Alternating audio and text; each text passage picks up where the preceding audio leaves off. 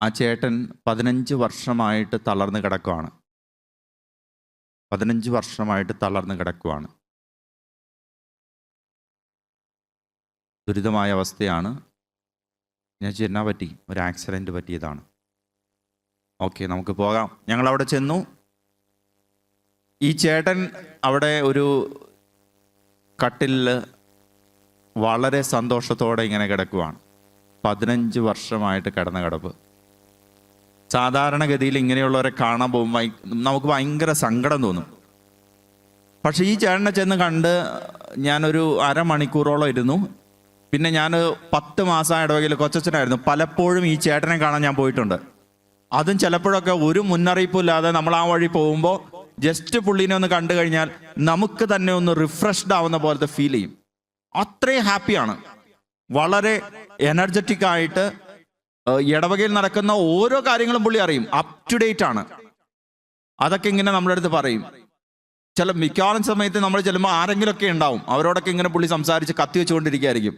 ഭയങ്കര സംസാരപ്രിയനാണ്. അപ്പം ഞാൻ ഒരിക്കലും ഈ ചേച്ചിയുടെ അടുക്ക ചോദിച്ചു, നിങ്ങളുടെ കല്യാണം കഴിഞ്ഞിട്ട് എത്ര വർഷമായി? അപ്പോൾ പുള്ളിക്കാരത്തി പറഞ്ഞു 20 വർഷം. ഒരു കുട്ടിയാണുള്ളത്. അവന് നല്ല മിടുക്കനാണ്. പപ്പേനെ ഭയങ്കര ഇഷ്ടമാണ്. അപ്പം ഞാൻ ചോദിച്ചു 20 വർഷം. അതിനകത്ത് 5 വർഷമാണ് ഒരുമിച്ചുള്ള ആ സ്നേഹത്തിൻ്റെ പൂർണ്ണതയിലുള്ള ദാമ്പത്യ ജീവിതം എന്ന് പറയാൻ പറ്റുന്നത്.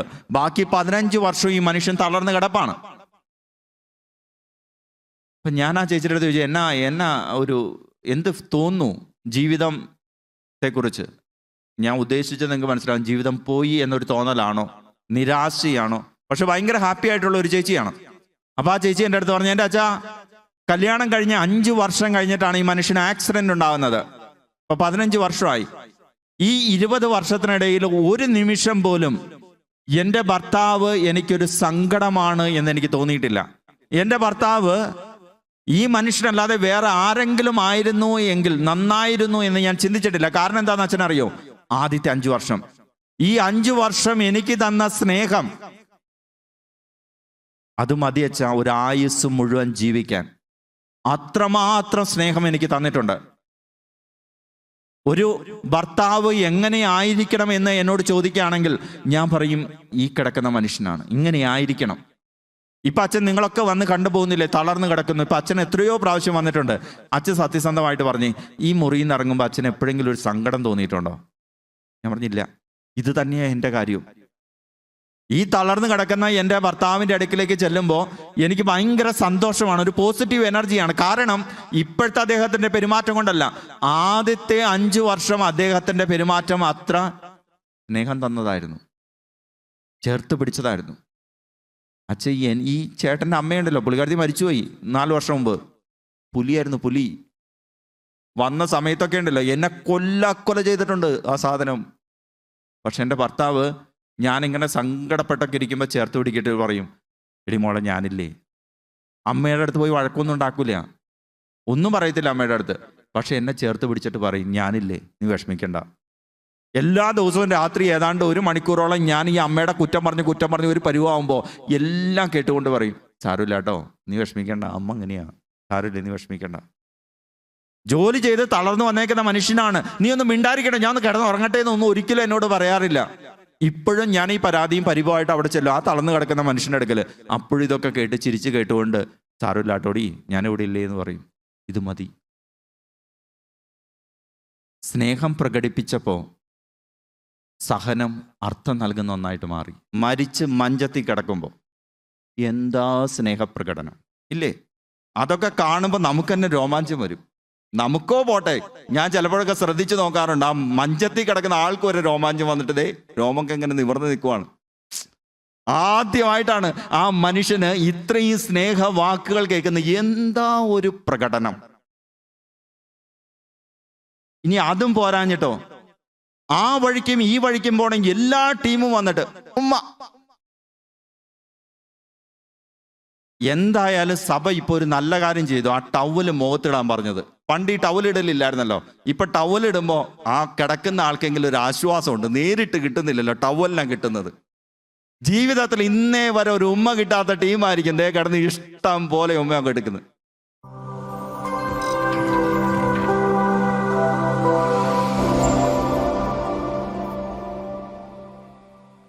കൊടുക്കേണ്ട സമയത്ത് സ്നേഹം കൊടുക്കില്ല. വെച്ചുകൊണ്ടിരുന്ന് അവസാനം നമ്മൾ കൊടുക്കും. ഒരു ഉപകാരമില്ലാത്തപ്പോൾ, മരിച്ച് മഞ്ചത്തിൽ കിടക്കുമ്പോൾ എന്താ സ്നേഹപ്രകടനം ഇല്ലേ? അതൊക്കെ കാണുമ്പോൾ നമുക്ക് തന്നെ രോമാഞ്ചം വരും. നമുക്കോ പോട്ടെ, ഞാൻ ചിലപ്പോഴൊക്കെ ശ്രദ്ധിച്ചു നോക്കാറുണ്ട്, ആ മഞ്ചത്തിൽ കിടക്കുന്ന ആൾക്ക് ഒരു രോമാഞ്ചം വന്നിട്ട് ദേ രോമൊക്കെ ഇങ്ങനെ നിവർന്ന് നിൽക്കുവാണ്. ആദ്യമായിട്ടാണ് ആ മനുഷ്യന് ഇത്രയും സ്നേഹവാക്കുകൾ കേൾക്കുന്നത്. എന്താ ഒരു പ്രകടനം! ഇനി അതും പോരാഞ്ഞിട്ടോ, ആ വഴിക്കും ഈ വഴിക്കും പോണെങ്കിൽ എല്ലാ ടീമും വന്നിട്ട് ഉമ്മ. എന്തായാലും സഭ ഇപ്പൊ ഒരു നല്ല കാര്യം ചെയ്തു, ആ ടവല് മുഖത്തിടാൻ പറഞ്ഞത്. പണ്ട് ഈ ടവലിടലില്ലായിരുന്നല്ലോ. ഇപ്പൊ ടവലിടുമ്പോ ആ കിടക്കുന്ന ആൾക്കെങ്കിലും ഒരു ആശ്വാസമുണ്ട്. നേരിട്ട് കിട്ടുന്നില്ലല്ലോ ടവലിനാണ് കിട്ടുന്നത്. ജീവിതത്തിൽ ഇന്നേ വരെ ഒരു ഉമ്മ കിട്ടാത്ത ടീമായിരിക്കും ദേ കിടന്ന് ഇഷ്ടം പോലെ ഉമ്മയൊക്കെ എടുക്കുന്നത്. ഈ വിവാഹ ഒരുക്ക കോഴ്സിന്റെ അവസാനം പാരൻസും ഒരുമിച്ച് ഒരു സെഷൻ ഉണ്ടാവാറുണ്ട് നാട്ടിലൊക്കെ. ഇവിടെ അങ്ങനെ അധികം കണ്ടിട്ടില്ല. അങ്ങനെ വരുമ്പോൾ ഞാൻ ചിലപ്പോഴൊക്കെ ഈ പാരൻസിനോട് അടുത്ത് മക്കളെ ഇരുത്തിയിട്ട് ഞാൻ ചോദിക്കാറുണ്ട്, നിങ്ങളുടെ സത്യസന്ധമായിട്ട് പറഞ്ഞ് ഈ മകന് മകൾക്ക് 24, 26, 28, 30 വയസ്സൊക്കെ എത്തിയിട്ടുണ്ട്. ഈ അടുത്ത കാലത്ത് എപ്പോഴെങ്കിലും മക്കൾക്കൊരു ഉമ്മ കൊടുത്തിട്ടുള്ളവർ ഒന്ന് കൈപൊക്കാവോ? കൈയൊന്നും പൊങ്ങത്തില്ല. ഏതാണ്ട് വഴിക്കട പോയ ആൾക്ക് ഉമ്മ കൊടുത്ത പോലെയാണ് ചില ആൾക്കാർ എന്നെ നോക്കണത്. ഈ അച്ഛൻ എന്തോന്ന് ഈ ചോദിക്കണത്? എപ്പോഴോർക്കണ്ട, ഒരു ചേച്ചി ഫ്രണ്ടിലിരുന്ന ഒരു ചേച്ചി മക്കൾക്ക് ഉമ്മ കൊടുത്താണ്. അയ്യോ, എന്തോ നാണക്കേട് പോലെ. അപ്പൊ എനിക്ക് അറിയാവുന്ന ഒരു ഫാമിലിയിൽ അവരും കോഴ്സിന് വന്നപ്പോൾ ഞാൻ അവരോട് ചോദിച്ചു, ഞാൻ അങ്ങനെ ചോദിച്ചു കഴിഞ്ഞാൽ വല്ല കുഴപ്പമുണ്ടോ? അപ്പൊ അവർ പറഞ്ഞു, അച്ഛ ഈ 5-6 വയസ്സ് വരെയൊക്കെ കൊടുക്കാം, അത് കഴിഞ്ഞിട്ട് പിന്നെ എന്നാ? അതന്നെ 6 വയസ്സ് കഴിഞ്ഞാൽ മക്കളല്ലാതാവോ? അവർ വേറെ വല്ലവരാവോ? ഇല്ല.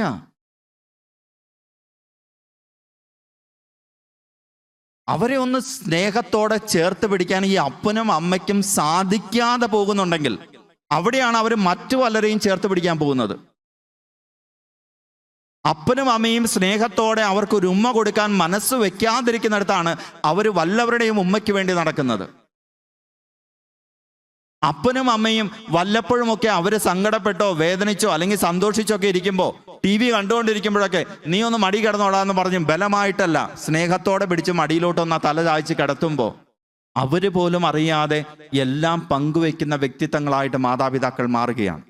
അവർക്കറിയാം ഈ മടിയിൽ ഞങ്ങൾക്കൊരു കോൺഫിഡൻസ് ഉണ്ട്, ഒരു ധൈര്യമുണ്ട്, ഒരു പ്രത്യാശയുണ്ട്, ഒരു ഫീലിംഗ് ഉണ്ട്.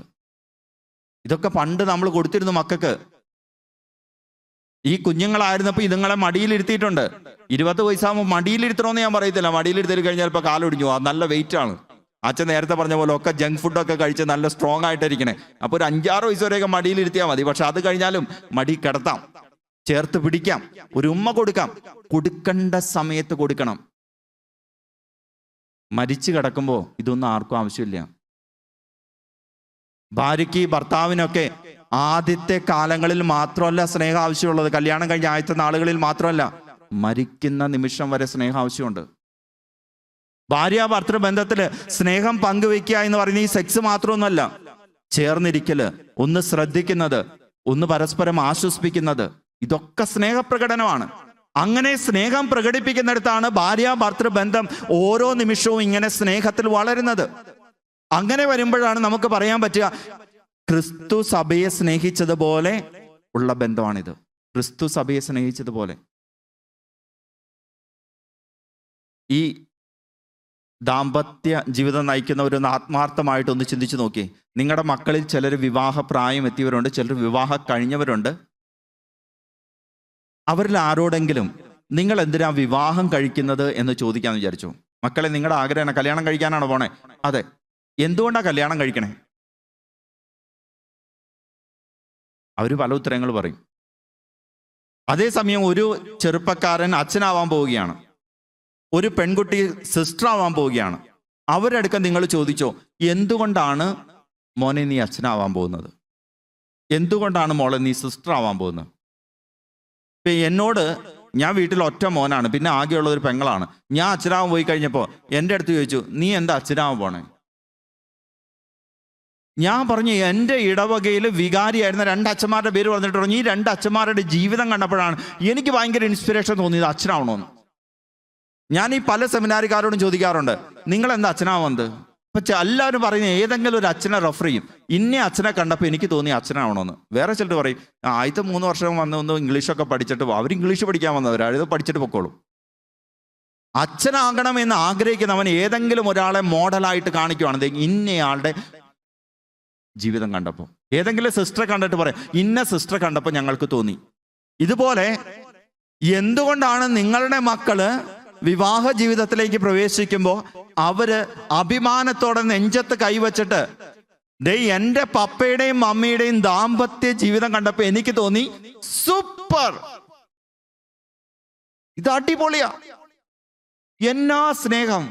അവരുടെ പരസ്പരമുള്ള സ്നേഹത്തിന്റെ സാമീപ്യങ്ങൾ, അവരുടെ സന്തോഷത്തോടെയുള്ള ദാമ്പത്യ ജീവിതം, പ്രയാസങ്ങളും പ്രതിസന്ധികളും ഒക്കെ അവർ അഭിമുഖീകരിക്കുന്ന രീതികൾ, ഇതൊക്കെ കണ്ടപ്പോൾ ഞങ്ങൾക്ക് തോന്നി കല്യാണം കഴിക്കണമെന്ന്. എൻ്റെ പപ്പയും മമ്മിയും നയിക്കുന്ന പോലത്തെ ഒരു ദാമ്പത്യ ജീവിതം നയിക്കണം എന്ന ആഗ്രഹം കൊണ്ട് മാത്രമാണ് ഞാൻ വിവാഹ ജീവിതത്തിലേക്ക് വന്നത്. 1-2 പറയുമായിരിക്കും, ബാക്കി 98% എന്താ പറയണേന്നറിയോ? അച്ഛനാവാൻ താല്പര്യമില്ല, സിസ്റ്ററാവാൻ അത്രയും കൂടി ഇല്ല. പിന്നെ ഒറ്റയ്ക്ക് കിടന്ന ആൾക്കാർ ചോദിച്ച് ഒരു പരിവാക്കും. അതുകൊണ്ട് കെട്ടിയേക്കാം. എന്തിനോ വേണ്ടി കെട്ടുന്ന പോലെയാണ്. അപ്പൊ അവിടെയാണ് ഭാര്യ ഭർത്തൃ ബന്ധത്തിന്റെ പ്രശ്നം വരുന്നത്. സ്നേഹം നിങ്ങൾ പങ്കുവയ്ക്കാത്തത്, പ്രകടിപ്പിക്കാത്തത് നിങ്ങളെക്കാൾ കൂടുതൽ നിങ്ങളുടെ മക്കൾ തിരിച്ചറിയും. ഞാനൊരു ഇടവകയിലായിരുന്നപ്പോൾ ഒരിക്കൽ ആൾത്താര സംഘത്തിൽ ഒരു കൊച്ചു വന്നിട്ട് എൻ്റെ അടുത്ത് പറഞ്ഞു, അച്ഛാ, എൻ്റെ പപ്പയും മമ്മിയും തമ്മിൽ എന്തോ പ്രശ്നമുണ്ട്. ഞാൻ ചോദിച്ചു, നിനക്ക് എങ്ങനെ മനസ്സിലായി? അവർ വഴക്കാണോ, അടിയാണോ, ഫൈറ്റ്? അപ്പൊ പറഞ്ഞു, ഫൈറ്റ് ഒന്നുമില്ല ഫാദർ. വഴക്കുണ്ടാക്കുന്നുണ്ടോ? No father. പിന്നെ നിനക്ക് എങ്ങനെ മനസ്സിലായി? പറയും, എനിക്ക് മനസ്സിലായി, എന്തോ കുഴപ്പമുണ്ട്. എൻ്റെ പപ്പയും മമ്മിയും തമ്മിൽ ആത്മാർത്ഥമായിട്ട് സ്നേഹമില്ല. അവൻ പറയാണ്, some problem father, some problem, you should speak with them. ഞാൻ 2 പേരെയും വിളിച്ചു, ഒന്ന് വരാമോ? വന്നു. ഞാൻ ചോദിച്ചു, എന്താ പ്രശ്നം? അവർ ചോദിച്ചു, എന്തേ? പ്രശ്നമൊന്നുമില്ല. എന്താ വെച്ചാൽ അങ്ങനെ ചോദിക്കാൻ കാരണം? ഞാൻ പറഞ്ഞു, എനിക്ക് നിങ്ങളെ കണ്ടിട്ട് ഒരു പ്രശ്നമൊന്നും തോന്നല്ല, പക്ഷെ നിങ്ങളുടെ സന്തതി പറയുന്നത് നിങ്ങൾ തമ്മിൽ എന്തോ പ്രശ്നമുണ്ടെന്നാണ്. ഇത്രയും കഴിഞ്ഞപ്പോൾ അവർ പറഞ്ഞു, കുറച്ച് ദിവസമായിട്ട് ഞങ്ങൾ പിണക്കത്തിലാണ്. പക്ഷെ അവനത് ഫീൽ ചെയ്യാൻ പാകത്തിന് ഞങ്ങൾ എങ്ങും വഴക്കുണ്ടാക്കിയിട്ടില്ല.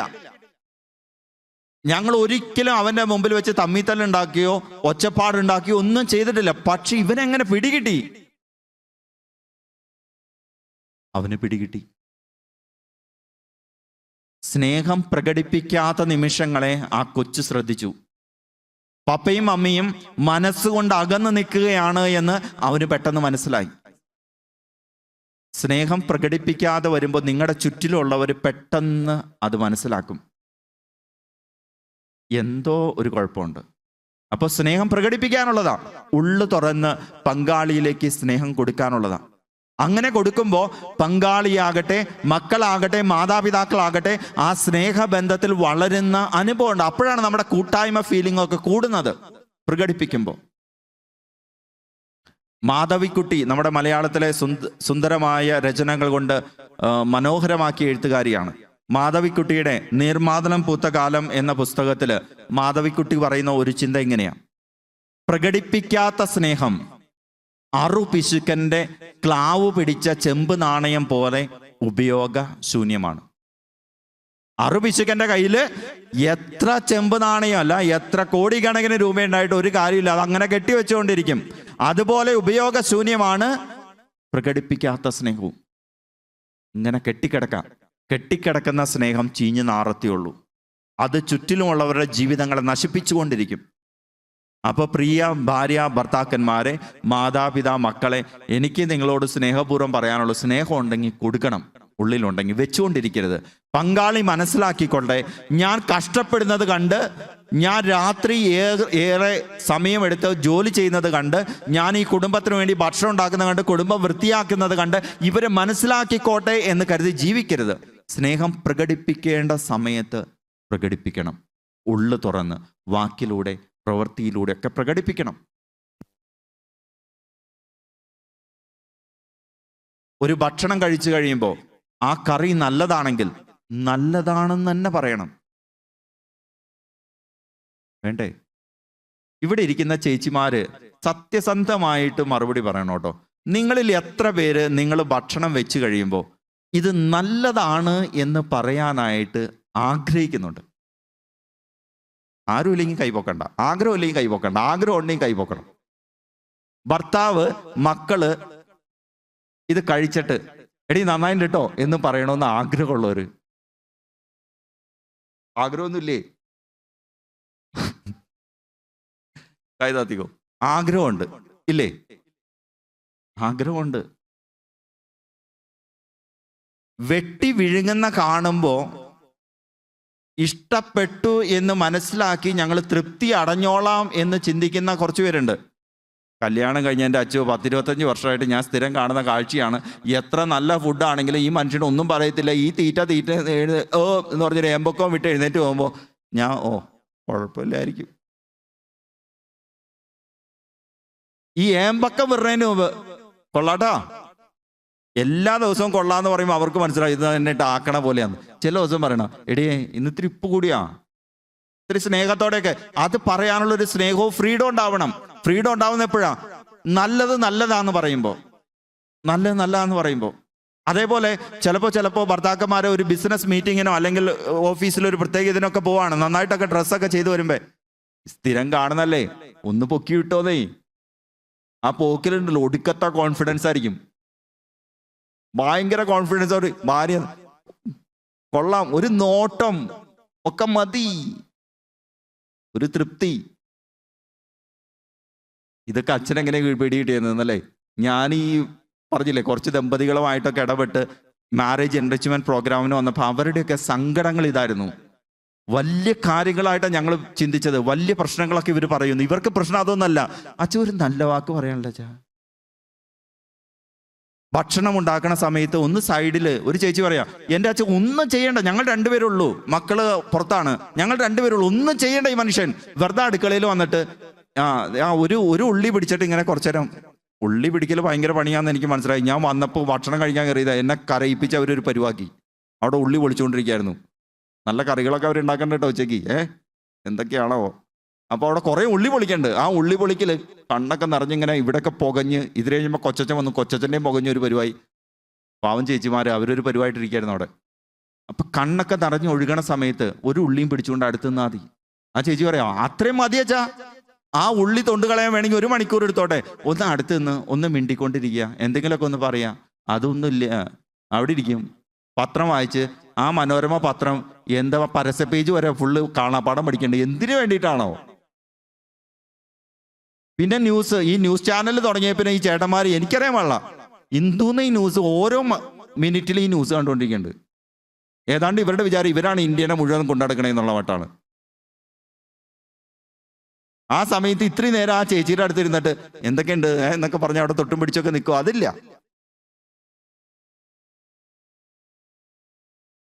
ചേച്ചിമാര് പുറത്തിറങ്ങുമ്പോൾ എന്നെ സപ്പോർട്ട് ചെയ്യണോട്ടോ, ചേട്ടന്മാർ ഇപ്പൊ കട്ട കലിപ്പിലാണ് നിൽക്കുന്നത്. അപ്പോ ഇത് എന്റെ വിഷമമല്ല. നിങ്ങൾ ചിന്തിക്കരുത് അച്ഛന് ഇതിനകത്ത് എന്താ പരാതി. എന്റെ പരാതികളല്ല. ഇതുപോലെ വിവാഹ ജീവിതം നയിക്കുന്ന പലരും പറയുന്ന കൊച്ചു കൊച്ചു കാര്യങ്ങളാണ്, വലിയ കാര്യങ്ങളല്ല, കൊച്ചു കൊച്ചു കാര്യങ്ങൾ. അപ്പൊ ഈ കൊച്ചു കൊച്ചു കാര്യങ്ങളിൽ സ്നേഹം പ്രകടിപ്പിക്കുമ്പോൾ ദാമ്പത്യ ജീവിതം സുന്ദരമായിട്ട് മാറുകയാണ്. സ്നേഹം പ്രകടിപ്പിച്ചു കൊടുക്കുന്ന നിമിഷങ്ങളിൽ. അങ്ങനെ സ്നേഹം പ്രകടിപ്പിക്കുമ്പോൾ നമുക്കുണ്ടാവുന്ന ഏറ്റവും വലിയ ഗുണം എന്നാണെന്നറിയോ? ഈ ഞാൻ വലിയ പുള്ളിയാണ് എന്നുള്ള ചിന്തയൊക്കെ കുറെ മാറും. ഒരിക്കല് ഒരു കൊച്ചു കഥ വായിച്ചത് ഇങ്ങനെയാ. ഒരു വീട്, ആ വീട്ടില് ഭാര്യയും ഭർത്താവും 2 മക്കളും. മൂത്തവന് 10 വയസ്സ്, ഇളയവന് 7 വയസ്സ്. ഒരു ദിവസം ഒരു അവധി ദിവസമാണ്. മക്കളിങ്ങനെ കളികളെ കുറിച്ച് ചിന്തിക്കുകയാണ്, ഇന്ന് എന്നാ കളിക്കുക. അങ്ങനെ അവർ കുറച്ച് കളികളൊക്കെ നടത്തി അവസാനം ചേട്ടൻ പറഞ്ഞു, എടാ നാളെ ഞായറാഴ്ചയല്ലേ, അപ്പോൾ നമുക്കൊരു കാര്യം ചെയ്യാം, ഇന്ന് അച്ഛനും കപ്പ്യാനും കളിക്കാം, ഇൻട്രസ്റ്റിംഗ് ആണ്. അങ്ങനെ അവർ അച്ഛനും കപ്പ്യാനും കളിക്കാൻ തുടങ്ങി. മൂത്ത 10 വയസ്സുകാരൻ അച്ഛനായി, ആ മൂത്തവനായതുകൊണ്ട് അവൻ അച്ഛൻ, 7 വയസ്സുകാരൻ കപ്പ്യാരായി. അവർ കുർബാന അർപ്പിച്ചു, ഓഫീസ് ചെല്ലി, അവിടെ വെഞ്ചരിച്ചു, ഇവിടെ വെഞ്ചരിച്ചു, ആകെ മൊത്തത്തിൽ പ്രശ്നം. അങ്ങനെ പരിപാടികളായിട്ട് മുന്നേറുമ്പോൾ അനിയന് കപ്പ്യാരായിട്ട് മടുത്തു. അവൻ പറഞ്ഞു, അവന് പ്രത്യേകിച്ച് റോളൊന്നുമില്ല, അവൻ സൈഡിൽ നിന്നിട്ട് എല്ലാത്തിനും സൈഡിൽ നിന്ന് അവൻ മടുക്കുവാണ്. അവൻ പറഞ്ഞു, ചേട്ടാ ഇനി കുറച്ചു നേരം ഞാൻ അച്ഛനാവാം, ചേട്ടൻ കപ്പ്യാരാവും. അവർ പറഞ്ഞു, ആ പരിപാടിയില്ല, നീ പള്ളി കണ്ടല്ലേ, അച്ഛനെ എപ്പോഴും അച്ഛനാണ്, ഒരു മാറ്റമില്ല, അതുകൊണ്ട് നീ കപ്പ്യാര്, ഞാൻ അച്ഛൻ. ഭയങ്കര വഴക്ക്. അവസാനം വഴക്ക് തീർക്കാൻ അമ്മയുടെ അടുക്ക ചെന്ന് അമ്മ പറഞ്ഞു, എടാ മോനെ, നീ നിന്റെ അനിയനല്ലേ, ഇത്തിരി നേരം അച്ഛനാവട്ടെ, നീ ഒന്ന് മാറിക്കൊടുക്ക്. ആ പറഞ്ഞു ഇല്ല. അവസാനം അമ്മ നിർബന്ധിച്ചു കഴിഞ്ഞപ്പോൾ പറഞ്ഞു, ഓക്കെ അവൻ അച്ഛനായിക്കോട്ടെ, പക്ഷേ ഞാൻ ദൈവമാവും.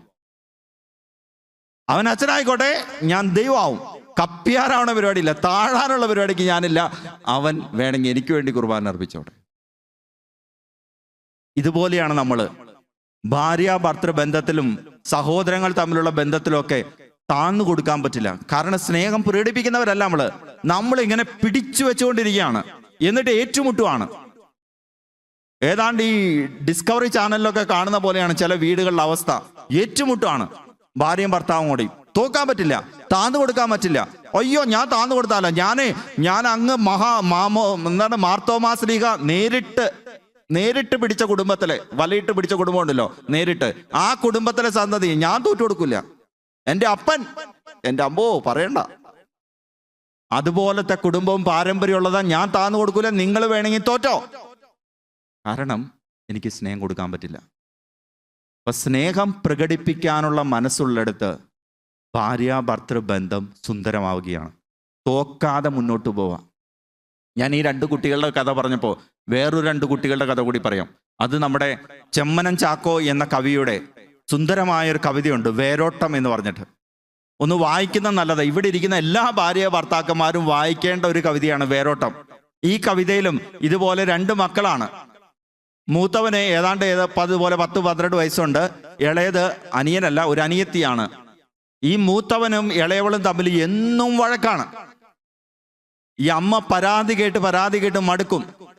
അമ്മയെ അവളെന്നെ തുപ്പി, അവനെന്നെ തല്ലി, അവിടെ എന്നെ പിടിച്ചു, ഇവിടെ പിച്ചി, അങ്ങനെ കൊഞ്ഞനം കുത്തി, അങ്ങനെ ഇഷ്ടം പോലെ പരാതികൾ. അവസാനം സഹികെട്ട് ഒരു ദിവസം അമ്മ ഇങ്ങനെ ചിന്തിക്കുകയാണ്, കീരിയും പാമ്പും പോലുമാണ് എപ്പോഴും, പോയി 2 കീറ് കൊടുക്കാതെ പറ്റത്തില്ല. കവിതയിലെ 2 വരികളാണ്. കീരിയും പാമ്പും പോലുമാണ് എപ്പോഴും, പോയി 2 കീറ് കൊടുക്കാതെ പറ്റത്തില്ല. അമ്മ ഓടിച്ചെന്ന് മോളെ പിടിച്ച് 2 പെട കൊടുത്തു. അവള് മോങ്ങിക്കൊണ്ട് പോയി. അത് കഴിഞ്ഞ് മോനെ പിടിച്ച് തല്ലാനായിട്ട് കൈ ഓങ്ങിയപ്പോഴാണ് അവൻ അമ്മേനെ നോക്കിയിട്ട് ഒരു ചോദ്യം. എത്രയും ഉഗ്രം കടുപ്പിച്ചു നോക്കിയ പുത്രൻ പറയുന്നു കോപിഷ്ഠൻ, മമ്മിക്കും ഡാഡിക്കും മാത്രമേ ഈ വീട്ടിൽ തമ്മിൽ തല്ല് പാടുള്ളോ. ഈ ഇരിക്കുന്ന സന്തതികളെയൊക്കെ സൂക്ഷിച്ചു വെച്ചോ. മക്കളെ, നിങ്ങൾക്ക് ആവശ്യം വരും, വേണമെങ്കിൽ അച്ഛൻ ഒന്നും കൂടി പറയാം, ബൈ ഹാർട്ട് ചെയ്തോ. നാളെ കാർന്നവന്മാരുടെ അടുത്ത് ഉപയോഗിക്കാവുന്ന ഏറ്റവും നല്ല ആയുധമാണ്. എത്രയും ഉഗ്രം കടുപ്പിച്ചു നോക്കിയ പുത്രൻ പറയുന്നു കോപിഷ്ഠൻ, മമ്മിക്കും ഡാഡിക്കും മാത്രമേ ഈ വീട്ടിൽ തമ്മിൽ തല്ല് പാടുള്ളോ. ധ്യാനം കഴിയുമ്പോൾ പിള്ളേർ നോട്ട്ബുക്കുമായിട്ട് വന്നേക്കരുത്, എഴുതി തന്നോട്ടോ എന്ന് പറഞ്ഞുകൊണ്ട്. ചെമ്മനം ചാക്കോ കവിത അവസാനിപ്പിക്കുന്ന ഇങ്ങനെയാണ്: തല്ലിയില്ലമ്മ, കൈ താണുപോയി, ചിന്തയിൽ കല്ല് കടിച്ച പോൽ നിന്നുപോയി. തല്ലിയില്ലമ്മ, കൈ താണുപോയി, ചിന്തയിൽ കല്ല് കടിച്ച പോൽ നിന്നുപോയി. എങ്ങനെ തല്ലും? മോൻ ചോദിച്ചത് മർമ്മത്ത് കൊള്ളുന്ന ചോദ്യമാണ്. നിങ്ങളെന്താ സ്നേഹം പ്രകടിപ്പിക്കാത്തത്? നിങ്ങളെന്താ പരസ്പര സ്നേഹത്തിൽ അനുദിനം വളരാത്തത്? നിങ്ങളെന്താ ജീവിതത്തിൽ സങ്കടങ്ങളും പ്രയാസങ്ങളും പ്രതിസന്ധികളും ഉണ്ടാകുമ്പോൾ സ്നേഹത്തിന് പകരം കുത്തുവാക്കുകളും വേദനിപ്പിക്കുന്ന സംസാരങ്ങളും പെരുമാറ്റങ്ങളുമായിട്ട് മാറുന്നത്? പിന്നെ എങ്ങനെയാ നിങ്ങൾക്ക് ഞങ്ങളോട് സ്നേഹിക്കാൻ പറയാം? അതുകൊണ്ട് പ്രിയപ്പെട്ട ഭാര്യ ഭർത്താക്കന്മാരെ, സ്നേഹം പങ്കുവെക്കി, സ്നേഹം പ്രകടിപ്പിക്കി. നിങ്ങളുടെ പ്രയാസങ്ങളാണെങ്കിൽ പോലും, ഒറ്റപ്പെടലുകളാണെങ്കിലും പരസ്പര സ്നേഹത്തിന്റെ ചേർത്ത് പിടിക്കലുകളിൽ അത് സന്തോഷമാവട്ടെ. അപ്പം നിങ്ങളുടെ മക്കൾ തിരിച്ചറിയും, ഞങ്ങളുടെ മാതാപിതാക്കൾ സ്നേഹിച്ചാ ജീവിക്കുന്നത്. അവർ നാളെ അഭിമാനത്തോടെ പറയും, ഞങ്ങളുടെ മാതാപിതാക്കളെ പോലെ സ്നേഹം പ്രകടിപ്പിക്കുന്ന ഒരു ദാമ്പത്യ ജീവിതം ഞങ്ങൾക്ക് വേണം. അവിടെയാണ് വിവാഹം എന്ന കൂദാശ വിശുദ്ധീകരിക്കുന്ന അനുഭവമുള്ള ഒന്നായിട്ട് മാറുന്നത്. അവിടെയാണ് നിങ്ങളുടെ വിവാഹ ജീവിതം മാതൃകാ ജീവിതമായിട്ട് മാറുന്നത്. അപ്പോൾ ജീസസ് ഇഫക്റ്റിൻ്റെ ഒന്നാമത്തെ പ്രത്യേകതയാണ് ഞാൻ ഈ പറയുന്നത്. സ്നേഹം പ്രകടിപ്പിക്കുന്ന ദമ്പതികളായിട്ട്, സ്നേഹം പ്രകടിപ്പിക്കുന്ന മക്കളായിട്ട്, മാതാപിതാക്കളായിട്ട് മാറുക. വിശുദ്ധ ലൂക്കായുടെ സുവിശേഷം 9-ാം അധ്യായം 23 മുതൽ തിരുവചനങ്ങൾ. അവൻ എല്ലാവരോടുമായി പറഞ്ഞു, ആരെങ്കിലും എന്നെ അനുഗമിക്കാൻ ആഗ്രഹിക്കുന്നെങ്കിൽ അവൻ തന്നെ പരിത്യജിച്ച് അനുദിനം തൻ്റെ കുരിശും എടുത്തുകൊണ്ട് എന്നെ അനുഗമിക്കട്ടെ. സ്വന്തം ജീവൻ രക്ഷിക്കാൻ ആഗ്രഹിക്കുന്നവൻ അത് നഷ്ടപ്പെടുത്തും. എന്നെ പ്രതി സ്വജീവൻ നഷ്ടപ്പെടുത്തുന്നവൻ അതിനെ രക്ഷിക്കും. ജീസസ് ഇഫക്റ്റിൻ്റെ, ക്രിസ്തുവിനെ സ്വന്തമാക്കുന്നവൻ്റെ രണ്ടാമത്തെ പ്രത്യേകതയാകേണ്ടത് സഹിക്കലാണ്. ഞാനൊരു ഇടവകയിൽ കൊച്ചച്ഛനായിട്ട് ചെന്നപ്പോൾ ഒരു 1-2 ആഴ്ച കഴിഞ്ഞ സമയത്ത് അവിടെ എനിക്ക് പരിചയമുള്ള ഒരു കുടുംബം ഉണ്ടായിരുന്നു, നേരത്തെ കൂട്ടി അറിയാവുന്ന ഒരു കുടുംബം. ആ വീട്ടിൽ ചെന്ന് കഴിഞ്ഞപ്പോൾ അവരെന്നോട് പറഞ്ഞു, ഇതിൻ്റെ തൊട്ട് പിറകിൽ മറ്റൊരു വീടുണ്ട്, നമുക്കൊന്ന് അവിടെ വരെ പോവാം. ഞാൻ ചോദിച്ചു, അവിടെ എന്നാ പ്രത്യേകത? അപ്പോൾ എൻ്റെ കസിൻ, എനിക്കിപ്പോൾ നല്ല ക്ലോസ് ആയിട്ടുള്ള പരിചയമുണ്ട്, ചെറിയൊരു ബന്ധമുണ്ട്. എൻ്റെ കസിൻ, ആ ചേച്ചി പറഞ്ഞു, അവിടെ ആ ചേട്ടൻ 15 വർഷമായിട്ട് തളർന്ന് കിടക്കുവാണ്. 15 വർഷമായിട്ട് തളർന്ന് കിടക്കുവാണ്. ദുരിതമായ അവസ്ഥയാണ്. ഞാൻ ചോദിച്ചു, എന്നാ പറ്റി? ഒരു ആക്സിഡൻറ്റ് പറ്റിയതാണ്. ഓക്കെ, നമുക്ക് പോകാം. ഞങ്ങളവിടെ ചെന്നു. ഈ ചേട്ടൻ അവിടെ ഒരു കട്ടിലിൽ വളരെ സന്തോഷത്തോടെ ഇങ്ങനെ കിടക്കുവാണ്. 15 വർഷമായിട്ട് കിടന്ന കിടപ്പ്. സാധാരണഗതിയിൽ ഇങ്ങനെയുള്ളവരെ കാണാൻ പോകുമ്പോൾ നമുക്ക് ഭയങ്കര സങ്കടം തോന്നും. പക്ഷേ ഈ ചേട്ടനെ ചെന്ന് കണ്ട് ഞാനൊരു അരമണിക്കൂറോളം ഇരുന്നു. പിന്നെ ഞാൻ 10 മാസം ഇടവകയിൽ കൊച്ചച്ഛനായിരുന്നു. പലപ്പോഴും ഈ ചേട്ടനെ കാണാൻ ഞാൻ പോയിട്ടുണ്ട്. അതും ചിലപ്പോഴൊക്കെ ഒരു മുന്നറിയിപ്പില്ലാതെ നമ്മൾ ആ വഴി പോകുമ്പോൾ ജസ്റ്റ് പുള്ളീനെ ഒന്ന് കണ്ടു കഴിഞ്ഞാൽ നമുക്ക് തന്നെ ഒന്ന് റിഫ്രഷ്ഡ് ആവുന്ന പോലത്തെ ഫീൽ ചെയ്യും. അത്രയും ഹാപ്പിയാണ്. വളരെ എനർജറ്റിക് ആയിട്ട് ഇടവകയിൽ നടക്കുന്ന ഓരോ കാര്യങ്ങളും പുള്ളി അറിയും. അപ് ടു ഡേറ്റ് ആണ്. അതൊക്കെ ഇങ്ങനെ നമ്മുടെ അടുത്ത് പറയും. മിക്കവാറും സമയത്ത് നമ്മൾ ചെല്ലുമ്പോൾ ആരെങ്കിലുമൊക്കെ ഉണ്ടാവും, അവരോടൊക്കെ ഇങ്ങനെ പുള്ളി സംസാരിച്ച് കത്തി വെച്ചുകൊണ്ടിരിക്കുകയായിരിക്കും. ഭയങ്കര സംസാരപ്രിയനാണ്. അപ്പം ഞാൻ ഒരിക്കലും ഈ ചേച്ചിയുടെ അടുക്ക ചോദിച്ചു, നിങ്ങളുടെ കല്യാണം കഴിഞ്ഞിട്ട് എത്ര വർഷമായി? അപ്പോൾ പുള്ളിക്കാരത്തി പറഞ്ഞു, 20 വർഷം. ഒരു കുട്ടിയാണുള്ളത്, അവന് നല്ല മിടുക്കനാണ്, പപ്പേനെ ഭയങ്കര ഇഷ്ടമാണ്. അപ്പം ഞാൻ ചോദിച്ചു, 20 വർഷം, അതിനകത്ത് 5 വർഷമാണ് ഒരുമിച്ചുള്ള ആ സ്നേഹത്തിൻ്റെ പൂർണ്ണതയിലുള്ള ദാമ്പത്യ ജീവിതം എന്ന് പറയാൻ പറ്റുന്നത്. ബാക്കി 15 വർഷവും ഈ മനുഷ്യൻ തളർന്ന് കിടപ്പാണ്. അപ്പം ഞാൻ ആ ചേച്ചിയുടെ അടുത്ത് ചോദിച്ചു, എന്നാ എന്ത് തോന്നുന്നു ജീവിതത്തെക്കുറിച്ച്? ഞാൻ ഉദ്ദേശിച്ചത് നിങ്ങൾക്ക് മനസ്സിലാവും. ജീവിതം പോയി എന്നൊരു തോന്നലാണോ, നിരാശയാണോ? പക്ഷെ ഭയങ്കര ഹാപ്പി ആയിട്ടുള്ള ഒരു ചേച്ചിയാണ്. അപ്പം ആ ചേച്ചി എൻ്റെ അടുത്ത് പറഞ്ഞു, എൻ്റെ അച്ഛാ, കല്യാണം കഴിഞ്ഞ് 5 വർഷം കഴിഞ്ഞിട്ടാണ് ഈ മനുഷ്യന് ആക്സിഡന്റ് ഉണ്ടാകുന്നത്. അപ്പൊ 15 വർഷമായി. ഈ 20 വർഷത്തിനിടയിൽ ഒരു നിമിഷം പോലും എൻ്റെ ഭർത്താവ് എനിക്കൊരു സങ്കടമാണ് എന്ന് എനിക്ക് തോന്നിയിട്ടില്ല. എൻ്റെ ഭർത്താവ് ഈ മനുഷ്യനല്ലാതെ വേറെ ആരെങ്കിലും ആയിരുന്നു എങ്കിൽ നന്നായിരുന്നു എന്ന് ഞാൻ ചിന്തിച്ചിട്ടില്ല. കാരണം എന്താണെന്ന് അച്ഛനറിയോ? ആദ്യത്തെ 5 വർഷം, ഈ 5 വർഷം എനിക്ക് തന്ന സ്നേഹം, അത് മതി അച്ഛാ ഒരു ആയുസ് മുഴുവൻ ജീവിക്കാൻ. അത്രമാത്രം സ്നേഹം എനിക്ക് തന്നിട്ടുണ്ട്. ഒരു ഭർത്താവ് എങ്ങനെ ആയിരിക്കണം എന്ന് എന്നോട് ചോദിക്കുകയാണെങ്കിൽ ഞാൻ പറയും, ഈ കിടക്കുന്ന മനുഷ്യനാണ്, ഇങ്ങനെ ആയിരിക്കണം. ഇപ്പം അച്ഛൻ നിങ്ങളൊക്കെ വന്ന് കണ്ടുപോകുന്നില്ലേ, തളർന്ന് കിടക്കുന്നു. ഇപ്പം അച്ഛൻ എത്രയോ പ്രാവശ്യം വന്നിട്ടുണ്ട്. അച്ഛൻ സത്യസന്ധമായിട്ട് പറഞ്ഞ്, ഈ മുറിയിൽ നിന്ന് ഇറങ്ങുമ്പോൾ അച്ഛൻ എപ്പോഴെങ്കിലും ഒരു സങ്കടം തോന്നിയിട്ടുണ്ടോ? ഞാൻ പറഞ്ഞില്ല. ഇത് തന്നെയാണ് എൻ്റെ കാര്യം.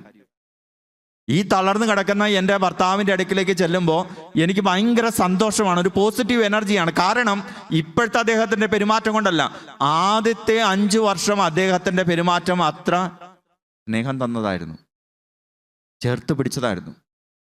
അച്ഛൻ, ഈ ചേട്ടൻ്റെ അമ്മയുണ്ടല്ലോ, പുള്ളിക്കാരത്തി മരിച്ചുപോയി 4 വർഷം മുമ്പ്. പുലിയായിരുന്നു, പുലി.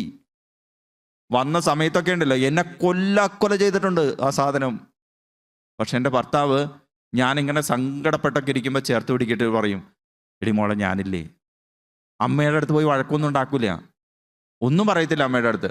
പക്ഷെ എന്നെ ചേർത്ത് പിടിച്ചിട്ട് പറയും, ഞാനില്ലേ, നീ വിഷമിക്കണ്ട. എല്ലാ ദിവസവും രാത്രി ഏതാണ്ട് 1 മണിക്കൂറോളം ഞാൻ ഈ അമ്മയുടെ കുറ്റം പറഞ്ഞ് ഒരു പരുവാകുമ്പോൾ എല്ലാം കേട്ടുകൊണ്ട് പറയും, സാരമില്ല കേട്ടോ, നീ വിഷമിക്കണ്ട, അമ്മ അങ്ങനെയാ, സാരമില്ല, നീ വിഷമിക്കണ്ട. ജോലി ചെയ്ത് തളർന്നു വന്നേക്കുന്ന മനുഷ്യനാണ്, നീ ഒന്ന് മിണ്ടായിരിക്കട്ടെ, ഞാൻ ഒന്ന് കിടന്നുറങ്ങട്ടെ എന്നൊന്നും ഒരിക്കലും എന്നോട് പറയാറില്ല.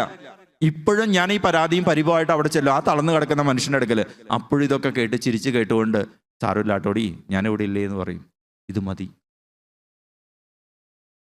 സ്നേഹം പ്രകടിപ്പിച്ചപ്പോൾ സഹനം അർത്ഥം നൽകുന്ന ഒന്നായിട്ട് മാറി. ഈശോ പറയുന്നഎന്നാ, നീ എന്നെ അനുഗമിക്കാൻ ആഗ്രഹിക്കുന്നെങ്കിൽ, നീ ക്രിസ്തുവിനെ സ്വന്തമാക്കാൻ ആഗ്രഹിക്കുന്നെങ്കിൽ, നിന്റെ ജീവിതത്തിലെ കുരിശുകള്, വേദനകള് സന്തോഷപൂർവ്വം എടുത്ത് തോളത്ത് വെക്കാൻ നീ തയ്യാറാവണം. പണിയാ. അപ്പൊ ക്രിസ്തുവിനെ സ്നേഹിക്കുക എന്നാൽ ക്രിസ്തുവിനെ പ്രതി സഹിക്കുക എന്നാണ് അർത്ഥം. ക്രിസ്തുവിനെ പ്രതി സഹിക്കുക. എനിക്ക് ഇപ്പൊ സഹനത്തെക്കുറിച്ച് പറയാൻ ഭയങ്കര പേടിയാണ്. കാരണം എന്താണെന്നറിയോ, ഞാൻ ഒരിക്കലും ഒരു ഇടവകയിൽ ചെന്ന് കഴിഞ്ഞപ്പോൾ ഒരു ചേച്ചി എൻ്റെ അടുത്ത് വന്നിട്ട് പറഞ്ഞു, ഇതേ അച്ഛനെ ഞാൻ കുറേ നാളായിട്ട് നോട്ടോട്ട് നടക്കുമായിരുന്നു, അച്ഛനെ ഞാൻ നോക്കിക്കൊണ്ട് നടക്കാറുണ്ട്, അച്ഛൻ ഈ കാണാനില്ല. ഞാൻ ഇങ്ങനെ പലരോടും ചോദിച്ചു, ഈ അച്ഛൻ എവിടെ, ഇങ്ങനെ ഒരു അച്ഛനെ അറിയോ, ഇതിക്ക് ഇവിടെ വന്നിട്ടുണ്ട് അച്ഛൻ, ആ അച്ഛൻ ഇവിടെ കുർബാനയ്ക്ക് പലപ്പോഴും വന്നിട്ടുണ്ട്, അച്ഛനെ അറിയോ എന്ന് ഞാൻ പലരോടും ഇങ്ങനെ ചോദിച്ചുകൊണ്ട് നടക്കുമായിരുന്നു. ഇപ്പോഴും അച്ഛനെ കണ്ടത് ഞാൻ വിചാരിച്ചു എന്തോ പ്രശ്നമുണ്ട്, ഞാൻ ചെന്നാ പറ്റി, എൻ്റെ പൊന്നച്ഛൻ, അച്ഛൻ എന്നാ ദുഷ്ടനാണ് എന്ന് ചേച്ചി പറഞ്ഞില്ല. അച്ഛൻ എന്നാ പരിപാടിയാണ് പറഞ്ഞത്? കാരണം അച്ഛൻ സഹനത്തിന് വേണ്ടി പ്രാർത്ഥിക്കാൻ പറഞ്ഞത് ഞാൻ അച്ഛൻ പറഞ്ഞതൊക്കെ സത്യമാണെന്ന് കരുതി ഞാൻ ആത്മാർത്ഥമായിട്ട് പ്രാർത്ഥിച്ചു, എൻ്റെ ദൈവമേ എനിക്ക് സഹനം തന്നേക്കണേ. പ്രാർത്ഥിച്ച് അവസാനം എന്നാ പറ്റി, അച്ഛൻ പ്രസംഗമൊക്കെ പറഞ്ഞു പോയി, 2ാം പക്കവും 3ാം പക്കവും കണ്ട് ചേച്ചി ആത്മാർത്ഥമായിട്ട് പ്രാർത്ഥിച്ചതുകൊണ്ടാന്ന് തോന്നുന്നു അപ്പച്ചൻ ആക്സിഡന്റ് വന്ന് മരിച്ചു. പാവം. എനിക്കതാണ് ഇപ്പോൾ പേടിയാണ് സഹനത്തെക്കുറിച്ച് പറയാനായിട്ട്. സഹനം നമുക്ക് സങ്കടമാണ്. സഹിക്കുക എന്ന് പറയുന്നത് നമുക്ക് ഉൾക്കൊള്ളാൻ പറ്റില്ല. അത് നമ്മുടെ പ്രിയപ്പെട്ടവരുടെ വേർപാടാകാം, പ്രിയപ്പെട്ടവരുടെ രോഗമാകാം, സാമ്പത്തിക ബുദ്ധിമുട്ടുകളാകാം, കുടുംബത്തിലെ മറ്റ് പ്രതിസന്ധികളാകാം. എനിക്കും നിങ്ങൾക്കുമൊക്കെ ഘോരം പ്രഘോഷിക്കാൻ പറ്റും സഹനത്തെക്കുറിച്ച്. പക്ഷെ സഹനം ജീവിതത്തിൽ വരുമ്പോ ഭയങ്കര പാടാ. ഈ ദിവസങ്ങളിലൊക്കെ ഇവിടെ നല്ല രുചികരമായ അത്താഴം കിട്ടുന്നുണ്ടായിരുന്നു കേട്ടോ. യൂണിറ്റ് സെന്റ് ജോസഫ്സോ അല്ലേ? അത് സൂപ്പർ ഫുഡാണ്. പക്ഷെ എനിക്ക് ഈ ഭക്ഷണം കഴിക്കുമ്പോൾ ഏറ്റവും സങ്കടമുള്ളൊരു കാഴ്ചയുണ്ടായിരുന്നു ഈ ദിവസങ്ങളിൽ. അത് മാങ്ങയും മീനും കറി വെച്ചേക്കുന്നത് അങ്ങനെ ഇരിക്കുന്ന കാണുമ്പോഴാണ്. ഞങ്ങൾ ഈ അങ്കമാലി ഏരിയയിലുള്ളവർക്കൊക്കെ ഏറ്റവും ഇഷ്ടപ്പെട്ട സാധനമാണ് മാങ്ങയും മീനും കറി വെച്ചത്. പക്ഷേ എൻ്റെ ആൻജിയോപ്ലാസ്റ്റി കഴിഞ്ഞ് പുറത്ത് വന്നു കഴിഞ്ഞപ്പോൾ എൻ്റെ അടുത്ത് ആ ഡോക്ടർ പറഞ്ഞു, നിങ്ങളുടെ നാട്ടിലെ മാങ്ങയും മീനും ജന്മത്ത് കഴിച്ചു പോരുതെന്ന്. ജന്മത്ത് കഴിച്ചു പോരുതെന്ന് ഡോക്ടർ പറഞ്ഞതുകൊണ്ട് ഇപ്പം അത് കാണുമ്പോൾ ഭയങ്കര സഹനമാണ്. കഴിക്കാതിരിക്കുന്ന സഹനമുണ്ടല്ലോ, അത് വല്ലാത്തൊരു സഹനമാണ്. നമ്മുടെ ഫ്രണ്ടിൽ ഇതിങ്ങനെ ഇരിക്കുകയും കഴിക്കാൻ പറ്റാതിരിക്കുകയും ചെയ്യുന്നത്. നിസ്സാര കാര്യമല്ലേ ഞാൻ പറഞ്ഞു. ഈ കൊച്ചു സഹനം പോലും നമുക്ക് ആത്മാർത്ഥമായിട്ട് ചെയ്യാൻ പറ്റില്ല. പറയാൻ എളുപ്പമാണ്. അപ്പോൾ വലിയ കാര്യങ്ങളെക്കുറിച്ചൊന്ന് ചിന്തിച്ചു നോക്കി. പലപ്പോഴും നമ്മൾ ചോദിക്കും, ഈ സഹനത്തിന്റെ നിമിഷങ്ങളിൽ ഈശോ എവിടെയാണ്? ഈശോയുടെ സഹനത്തിന്റെ നിമിഷങ്ങളിൽ പിതാവായ ദൈവം എവിടെയാണ്? അതുകൊണ്ടല്ലേ ഈശോ വേദനയോടെ ചോദിക്കുന്നത്, എൻ്റെ ദൈവമേ നീ എന്തുകൊണ്ടാണ് എന്നെ ഉപേക്ഷിച്ചേ? ഞാൻ ഇവിടെ കിടന്ന് കുരിശി പിടഞ്ഞു മരിക്കുമ്പോൾ നീ എവിടെയാ? ഈശോയുടെ സങ്കടം അത് തന്നെയാണ് ഇന്ന് ക്രിസ്തുവിനെ സ്വന്തമാക്കുന്ന നമ്മുടെ സങ്കടവും. നമ്മുടെ സഹനത്തിന്റെ, രോഗത്തിന്റെ, ദുരിതത്തിന്റെ, പ്രയാസങ്ങളുടെ നിമിഷങ്ങളിലൊക്കെ ഈശോ എവിടെയാണെന്ന് നമ്മൾ ചോദിക്കുന്നത്. എലി വീസലിന്റെ സുന്ദരമായൊരു പുസ്തകമാണ് നൈറ്റ്, രാത്രി എന്ന് പറഞ്ഞത്. സാഹിത്യത്തിനുള്ള നോബൽ സമ്മാനമൊക്കെ ലഭിച്ചിട്ടുള്ള കൃതിയാണ്. എലി വീസലിനെ കുറിച്ച് നിങ്ങൾക്കറിയായിരിക്കും. ഔഷ്വിറ്റ്സ് തടങ്കൽ പാളയത്തില് യഹൂദനായിരുന്നു എന്നതിൻ്റെ പേരിൽ ദുരിതം അനുഭവിക്കേണ്ടി വന്ന മനുഷ്യനാണ് എലി വീസൽ. ഈ നൈറ്റ് എന്ന പുസ്തകത്തിൽ അദ്ദേഹം ഒരു ചെറിയ സംഭവം തടങ്കൽ പാളയത്തിൽ വെച്ച് അദ്ദേഹം കണ്ട ഒരു സംഭവം എഴുതുന്നുണ്ട്. അതെങ്ങനെയാണ്? ഒരിക്കല് കോൺസെൻട്രേഷൻ ക്യാമ്പിലെ ജോലി സ്ഥലത്ത് നിന്ന് ഏതാനും സഹ തടവുകാരോടൊപ്പം എലി വീസല് തങ്ങളുടെ ക്യാമ്പിലേക്ക് മാർച്ച് ചെയ്യുകയാണ്. അവരങ്ങനെ മാർച്ച് ചെയ്ത് മുന്നോട്ടേക്ക് പോകുമ്പോൾ അല്പം അകലെയായിട്ട് ഏതാനും കഴുമരങ്ങൾ ഉയർത്തി നിർത്തിയിരിക്കുകയാണ്. അതിനകത്ത് 5 പേരെ തൂക്കിലിട്ടിരിക്കുക. ഈ 5 പേരെ തൂക്കിലിട്ടിരിക്കുന്നതില് ഇവര് ആ കഴുമരങ്ങളുടെ സമീപത്തേക്ക് എത്തിയപ്പോഴത്തേക്കും 4 പേരും മരിച്ചു കഴിഞ്ഞു. അവര് ചെയ്ത എന്തോ ചെറിയ ശിക്ഷയുടെ പേരിൽ, എന്തോ ചെറിയ കുറ്റത്തിന്റെ പേരിൽ അവരെ തൂക്കിക്കൊല്ലാനായിട്ട് ജർമ്മൻ നാസികൾ തീരുമാനിച്ചതാണ്. നിസ്സാര തെറ്റുകൾ മതി, ഒന്നുകിൽ അവർ തൂക്കിക്കൊല്ലും, അല്ലെങ്കിൽ അഗ്നിച്ചൂളയിലേക്ക് വലിച്ചെറിയും. അത്രയും ദുരന്തമാണ്. അല്ലെങ്കിൽ ഗ്യാസ് ചേമ്പറിൽ തള്ളും. ഇതൊക്കെയാണ് നമുക്കറിയാവുന്ന കാര്യമാണ്. അപ്പൊ അവര് നോക്കിക്കഴിഞ്ഞപ്പോൾ അതിനകത്ത് 5ാമതായിട്ട് തൂക്കിലേറ്റപ്പെട്ടിരിക്കുന്ന ഒരു കൊച്ചു പയ്യനാണ്. അവന് 14-15 വയസ്സ് പ്രായമേ ഉള്ളൂ. അവന്റെ കഴുത്തിലിട്ടിരിക്കുന്ന കുരുക്ക് അങ്ങനെ മുറുകി മുറുകി വരുന്നേ ഉള്ളൂ. അപ്പൊ അവൻ ജീവൻ ഇങ്ങനെ പോയിക്കൊണ്ടിരിക്കുന്ന സമയത്ത് അവന്റെ ഒരു പിടച്ചിലുണ്ട്. നമ്മൾ ഈ സിനിമയിലൊക്കെ കണ്ടിട്ടുണ്ട്, ചിലർ തൂങ്ങി മരിക്കുന്ന ചില കാഴ്ചകളില്ലേ, അവസാനത്തെ ആ പിടച്ചിൽ കണ്ടിട്ടില്ലേ? അതുപോലത്തെ ഇവൻ കിടന്ന് പിടയുവാണ്. അങ്ങനെ അവന്റെ പിടച്ചിൽ ഇങ്ങനെ കാണുമ്പോൾ ഈ മാർച്ച് ചെയ്തുകൊണ്ടിരിക്കുന്നതിൽ ഏറ്റവും ഫ്രണ്ടിലായിട്ട് നടക്കുന്ന ഒരു ചെറുപ്പക്കാരൻ ഈ പിടച്ചിൽ കണ്ട് സങ്കടം സഹിക്ക വയ്യാതെ അവൻ വിളിച്ചു ചോദിക്കുകയാണ്, were is God, where is he?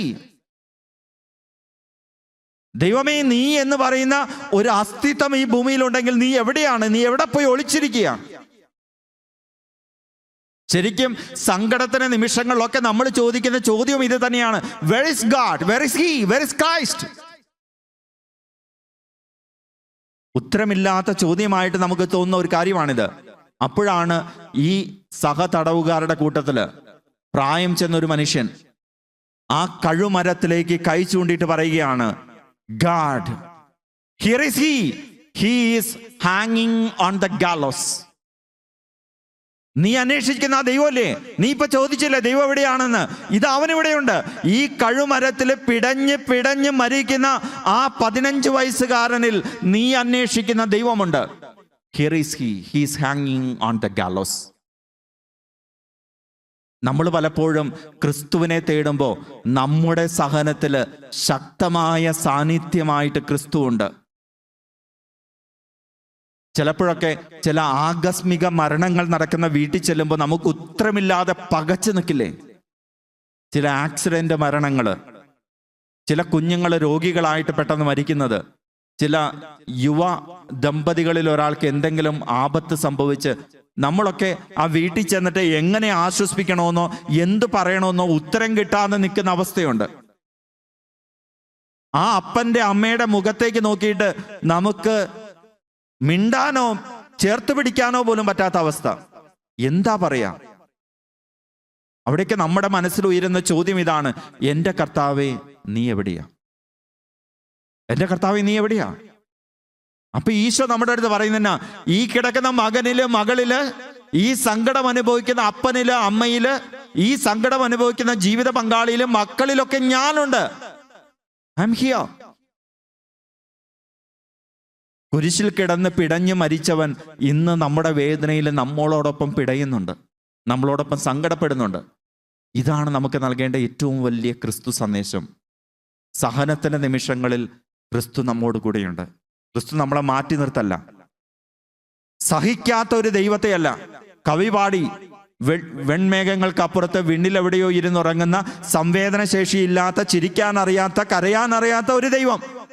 ആ ദൈവത്തെക്കുറിച്ച് ഏതെങ്കിലും ഒരു കവിക്ക് പാടാം. പക്ഷേ ക്രിസ്തുവിനെ ദൈവമായിട്ട് സ്വന്തം ഹൃദയത്തിൽ സ്വീകരിച്ച് അനുഭവിച്ച് ക്രിസ്തുവിനെ സ്വന്തമാക്കിയവൻ തിരിച്ചറിയുന്നുണ്ട്, ഇവിടെ കുരിശിൽ കിടന്ന് പിടഞ്ഞു മരിച്ചവനായി എൻ്റെ ദൈവമെന്ന്. സ്വർഗത്തിന്റെ എല്ലാ സന്തോഷവും സംതൃപ്തിയും വിട്ടിറങ്ങി മനുഷ്യനോടൊത്ത് വസിച്ച് മനുഷ്യന്റെ സങ്കടങ്ങൾ ദുരിതങ്ങൾ പകുത്തു വാങ്ങിയവൻ, മനുഷ്യനു വേണ്ടി സഹിച്ച് മരിച്ചവനാണ് നമ്മോട് പറയുന്നത്, നിന്റെ സഹനങ്ങളിൽ ഞാനുണ്ട് കൂടെ, നിന്റെ സഹനങ്ങളിൽ ഞാനുണ്ട്. അപ്പൊ ദൈവം നമ്മുടെ കൂടെ വസിക്കുന്നവനാ. ഈശോ സഹനത്തിന്റെ നിമിഷങ്ങളിൽ നമ്മളെ ഒറ്റയ്ക്കാക്കിയിട്ട് മാറിപ്പോകുന്ന ഒന്നല്ല, നമ്മളോട് കൂടെ ആയിരുന്ന് നമ്മുടെ സഹനങ്ങളെ ഏറ്റുവാങ്ങുന്നവനാ. അപ്പൊ സഹനങ്ങൾ വരുമ്പോൾ നമ്മളും ഈശോയെ അന്വേഷിച്ച് അവിടെയും ഇവിടെയും അലയല്ല വേണ്ടത്. നമ്മുടെ ജീവിതത്തിന്റെ സഹനത്തിലേക്ക് വിശ്വാസത്തോടെ ഉറ്റുനോക്കുക. ഞാൻ ഇന്നലെ പറഞ്ഞു, വിശ്വാസത്തോടെ ഗോതമ്പപ്പത്തിലേക്ക് ഉറ്റുനോക്കിയാൽ നമുക്ക് ഈശോയെ കാണാൻ പറ്റും. വിശ്വാസത്തോടെ സഹനത്തിലേക്ക് ഉറ്റുനോക്ക്, ഈശോയെ കാണാൻ പറ്റും. ഈശോ നമ്മെ നോക്കി ആശ്വസിപ്പിക്കുന്നുണ്ട്, ചേർത്ത് പിടിക്കുന്നുണ്ട്. ആ ഈശോയെ ചേർത്ത് പിടിക്കാൻ നമുക്ക് പറ്റിയാൽ നമ്മുടെ സഹനങ്ങൾ അനുഗ്രഹമായിട്ട് മാറും. സഹനത്തിലെ നിമിഷങ്ങളിൽ ഈശോ നമ്മെ ചേർത്ത് പിടിക്കുന്നുണ്ട്. ഒരിക്കലും തെറ്റിദ്ധരിക്കേണ്ട, ഈശോ നമ്മെ ചേർത്ത് പിടിക്കുന്നുണ്ട്. പക്ഷേ അതിൻ്റെ മറ്റേ പകുതി നമ്മൾ ചെയ്യണം. ഈശോയെ നമ്മൾ ചേർത്ത് പിടിക്കണം സഹനത്തിൻ്റെ നിമിഷങ്ങളിൽ. അങ്ങനെ വരുമ്പോൾ ജീവിതം അർത്ഥവത്തായിട്ട് മാറും. സഹനത്തിൻ്റെ നിമിഷങ്ങളിൽ ഈശോ കൂടെയുണ്ട് എന്ന് കരുതി അനാവശ്യമായിട്ട് മറ്റുള്ളവർക്ക് സഹനം കൊടുക്കുന്നത് നല്ലതാണോ? ആഹാ, അച്ഛൻ പറഞ്ഞൊക്കെ എനിക്ക് ഇഷ്ടപ്പെട്ടു. അങ്ങനെയാണെങ്കിൽ കുറച്ച് നാളായിട്ട് എൻ്റെ ഭാര്യ ഒന്ന് വിശുദ്ധീകരിക്കപ്പെടണം എന്ന് എനിക്ക് ആഗ്രഹമുണ്ട്. ആ നാവുകിട്ട് ഇത്തിരി പണി കൊടുത്തേക്കാം, ഇത്തിരി സഹനം കൊടുത്തേക്കാം. എൻ്റെ ഭർത്താവ് ഞാൻ കൊടുക്കുന്ന സഹനത്തിലൂടെ വിശുദ്ധീകരിക്കപ്പെടട്ടെ അച്ഛാ, ഞാൻ കൊടുക്കുന്ന സഹനത്തിലൂടെ കർത്താവിനെ അറിയട്ടെ അച്ഛാ. കൊള്ളാം, ആ പരിപാടി പറ്റില്ല. അതല്ല ദൈവസഹനം എന്ന് പറയുന്നത്. അത് മനുഷ്യന്റെ തോന്നിയാസമാണ്. 2020 മെയ് മാസം 25 അമേരിക്കൻ മനസാക്ഷിയെയും ലോക മനസാക്ഷിയും ഒക്കെ ഞെട്ടിച്ച ഒരു ദിവസമാണ്. എന്താണ് പ്രത്യേകത എന്നറിയാവോ? ആർക്കെങ്കിലും പറയാവോ? 2020 മെയ് മാസം 25. ഡേറ്റ് പറഞ്ഞാൽ പെട്ടെന്ന് ഓർക്കില്ലെങ്കിൽ ഒരു സമയക്കണക്ക് പറയാം. 8 മിനിറ്റ് 46 സെക്കൻഡ്. ഓർമ്മയുണ്ടോ? ചിലരുടെയൊക്കെ മനസ്സിലേക്ക് 8 മിനിറ്റ് 46 സെക്കൻഡ് തെളിഞ്ഞു വരുന്നുണ്ടാവും. ചിലർക്ക് അത്രയും പിടി കിട്ടുന്നുണ്ടാവില്ല. ഈ 2020 മെയ് മാസം 25 അമേരിക്കയിൽ ഫ്ലോറിഡയിൽ ജോർജ് ഫ്ലോയിഡ് എന്ന് പറയുന്ന ഏതാണ്ട് 40 വയസ്സോളം പ്രായമുള്ള ഒരു ചെറുപ്പക്കാരൻ, അദ്ദേഹം $20 കള്ളനോട്ട് കൊടുത്ത് സിഗരറ്റ് വാങ്ങിച്ചു എന്ന കുറ്റത്തിന് പോലീസുകാർ അദ്ദേഹത്തെ പിടിച്ചിട്ട് ഡെറിക് ചൗവിൻ എന്ന് പറയുന്ന ഒരു വെളുത്ത വർഗ്ഗക്കാരനായ പോലീസുകാരൻ 8 മിനിറ്റ് 46 സെക്കൻഡ് സമയം ഈ ജോർജ് ഫ്ലോയിഡ് എന്ന് പറയുന്ന കറുത്ത വർഗ്ഗക്കാരന്റെ കഴുത്തില് മുട്ടുകാല അമർത്തി വെച്ച് അവനെ കൊല്ലുകയാണ്. അവനെ കൊല്ലാൻ വേണ്ടി ചെയ്തായിരിക്കണമെന്നില്ല, പക്ഷെ ശ്വാസം കിട്ടാതെ പിടഞ്ഞ് ആ മനുഷ്യൻ മരിക്കുകയാണ്. അങ്ങനെ ശ്വാസം കിട്ടാതെ ആ ജോർജ് ഫ്ലോയിഡ് മരിക്കാനായിട്ട് പോകുമ്പോൾ അവൻ പറയുന്ന ഒരു കാര്യമുണ്ട്, ഐ കനോട്ട് ബ്രീത്ത്. അവൻ ഡെറിക് ചെവിൻ എന്ന് പറയുന്ന വെളുത്ത വർഗ്ഗക്കാരനായ പോലീസ് ഉദ്യോഗസ്ഥനോടും സമീപത്ത് നിൽക്കുന്ന പോലീസുകാരോടും പറയുകയാണ്, ഐ കനോട്ട് ബ്രീത്ത്. അവൻ പറയുന്ന, എൻ്റെ ദൈവം എനിക്ക് ദാനമായി തന്ന ജീവശ്വാസം പ്രിയപ്പെട്ട സഹോദരൻ നീ എനിക്ക് നിഷേധിക്കുകയാണ്. ഞാനൊരു കറുത്ത വർഗ്ഗക്കാരനായതിൻ്റെ പേരിൽ, ഞാനൊരു ചെറിയ തെറ്റു ചെയ്തു എന്നതിൻ്റെ പേരിൽ നീ എനിക്ക് ദൈവം തന്ന ജീവവായുവാണ് നിഷേധിക്കുന്നത്. I cannot breathe. ശ്വസിക്കാൻ പറ്റുന്നില്ല എന്ന് പറഞ്ഞാൽ എന്നാ? സഹനത്തിൻ്റെ അങ്ങേയറ്റത്തെ നിമിഷമാണ് ശ്വാസം എടുക്കാൻ പറ്റാത്തത്. നമുക്കൊന്ന് ചിന്തിക്കാൻ പറ്റുമോ? ശ്വാസം എടുക്കാൻ പറ്റാതെ എത്ര നേരം നമുക്ക് പിടിച്ചു നിൽക്കാൻ പറ്റും? ഞാൻ ഓർക്കുന്നുണ്ട്, പണ്ട് എൻ്റെയൊക്കെ വീട് പെരിയാറിൻ്റെ തീരത്താണ്. പെരിയാറിൽ മുങ്ങിക്കുളിക്കുമ്പോൾ ഞങ്ങൾ പിള്ളേരുടെയൊക്കെ ഏറ്റവും ഇഷ്ടപ്പെട്ട വിനോദങ്ങളിലൊന്ന് എത്ര നേരം മുങ്ങാങ്കുഴിയിട്ട് പോകാം, എത്ര നേരം പുഴയിൽ മുങ്ങിക്കിടക്കാം. മത്സരമാണ്, എണ്ണിക്കൊണ്ടിരിക്കും.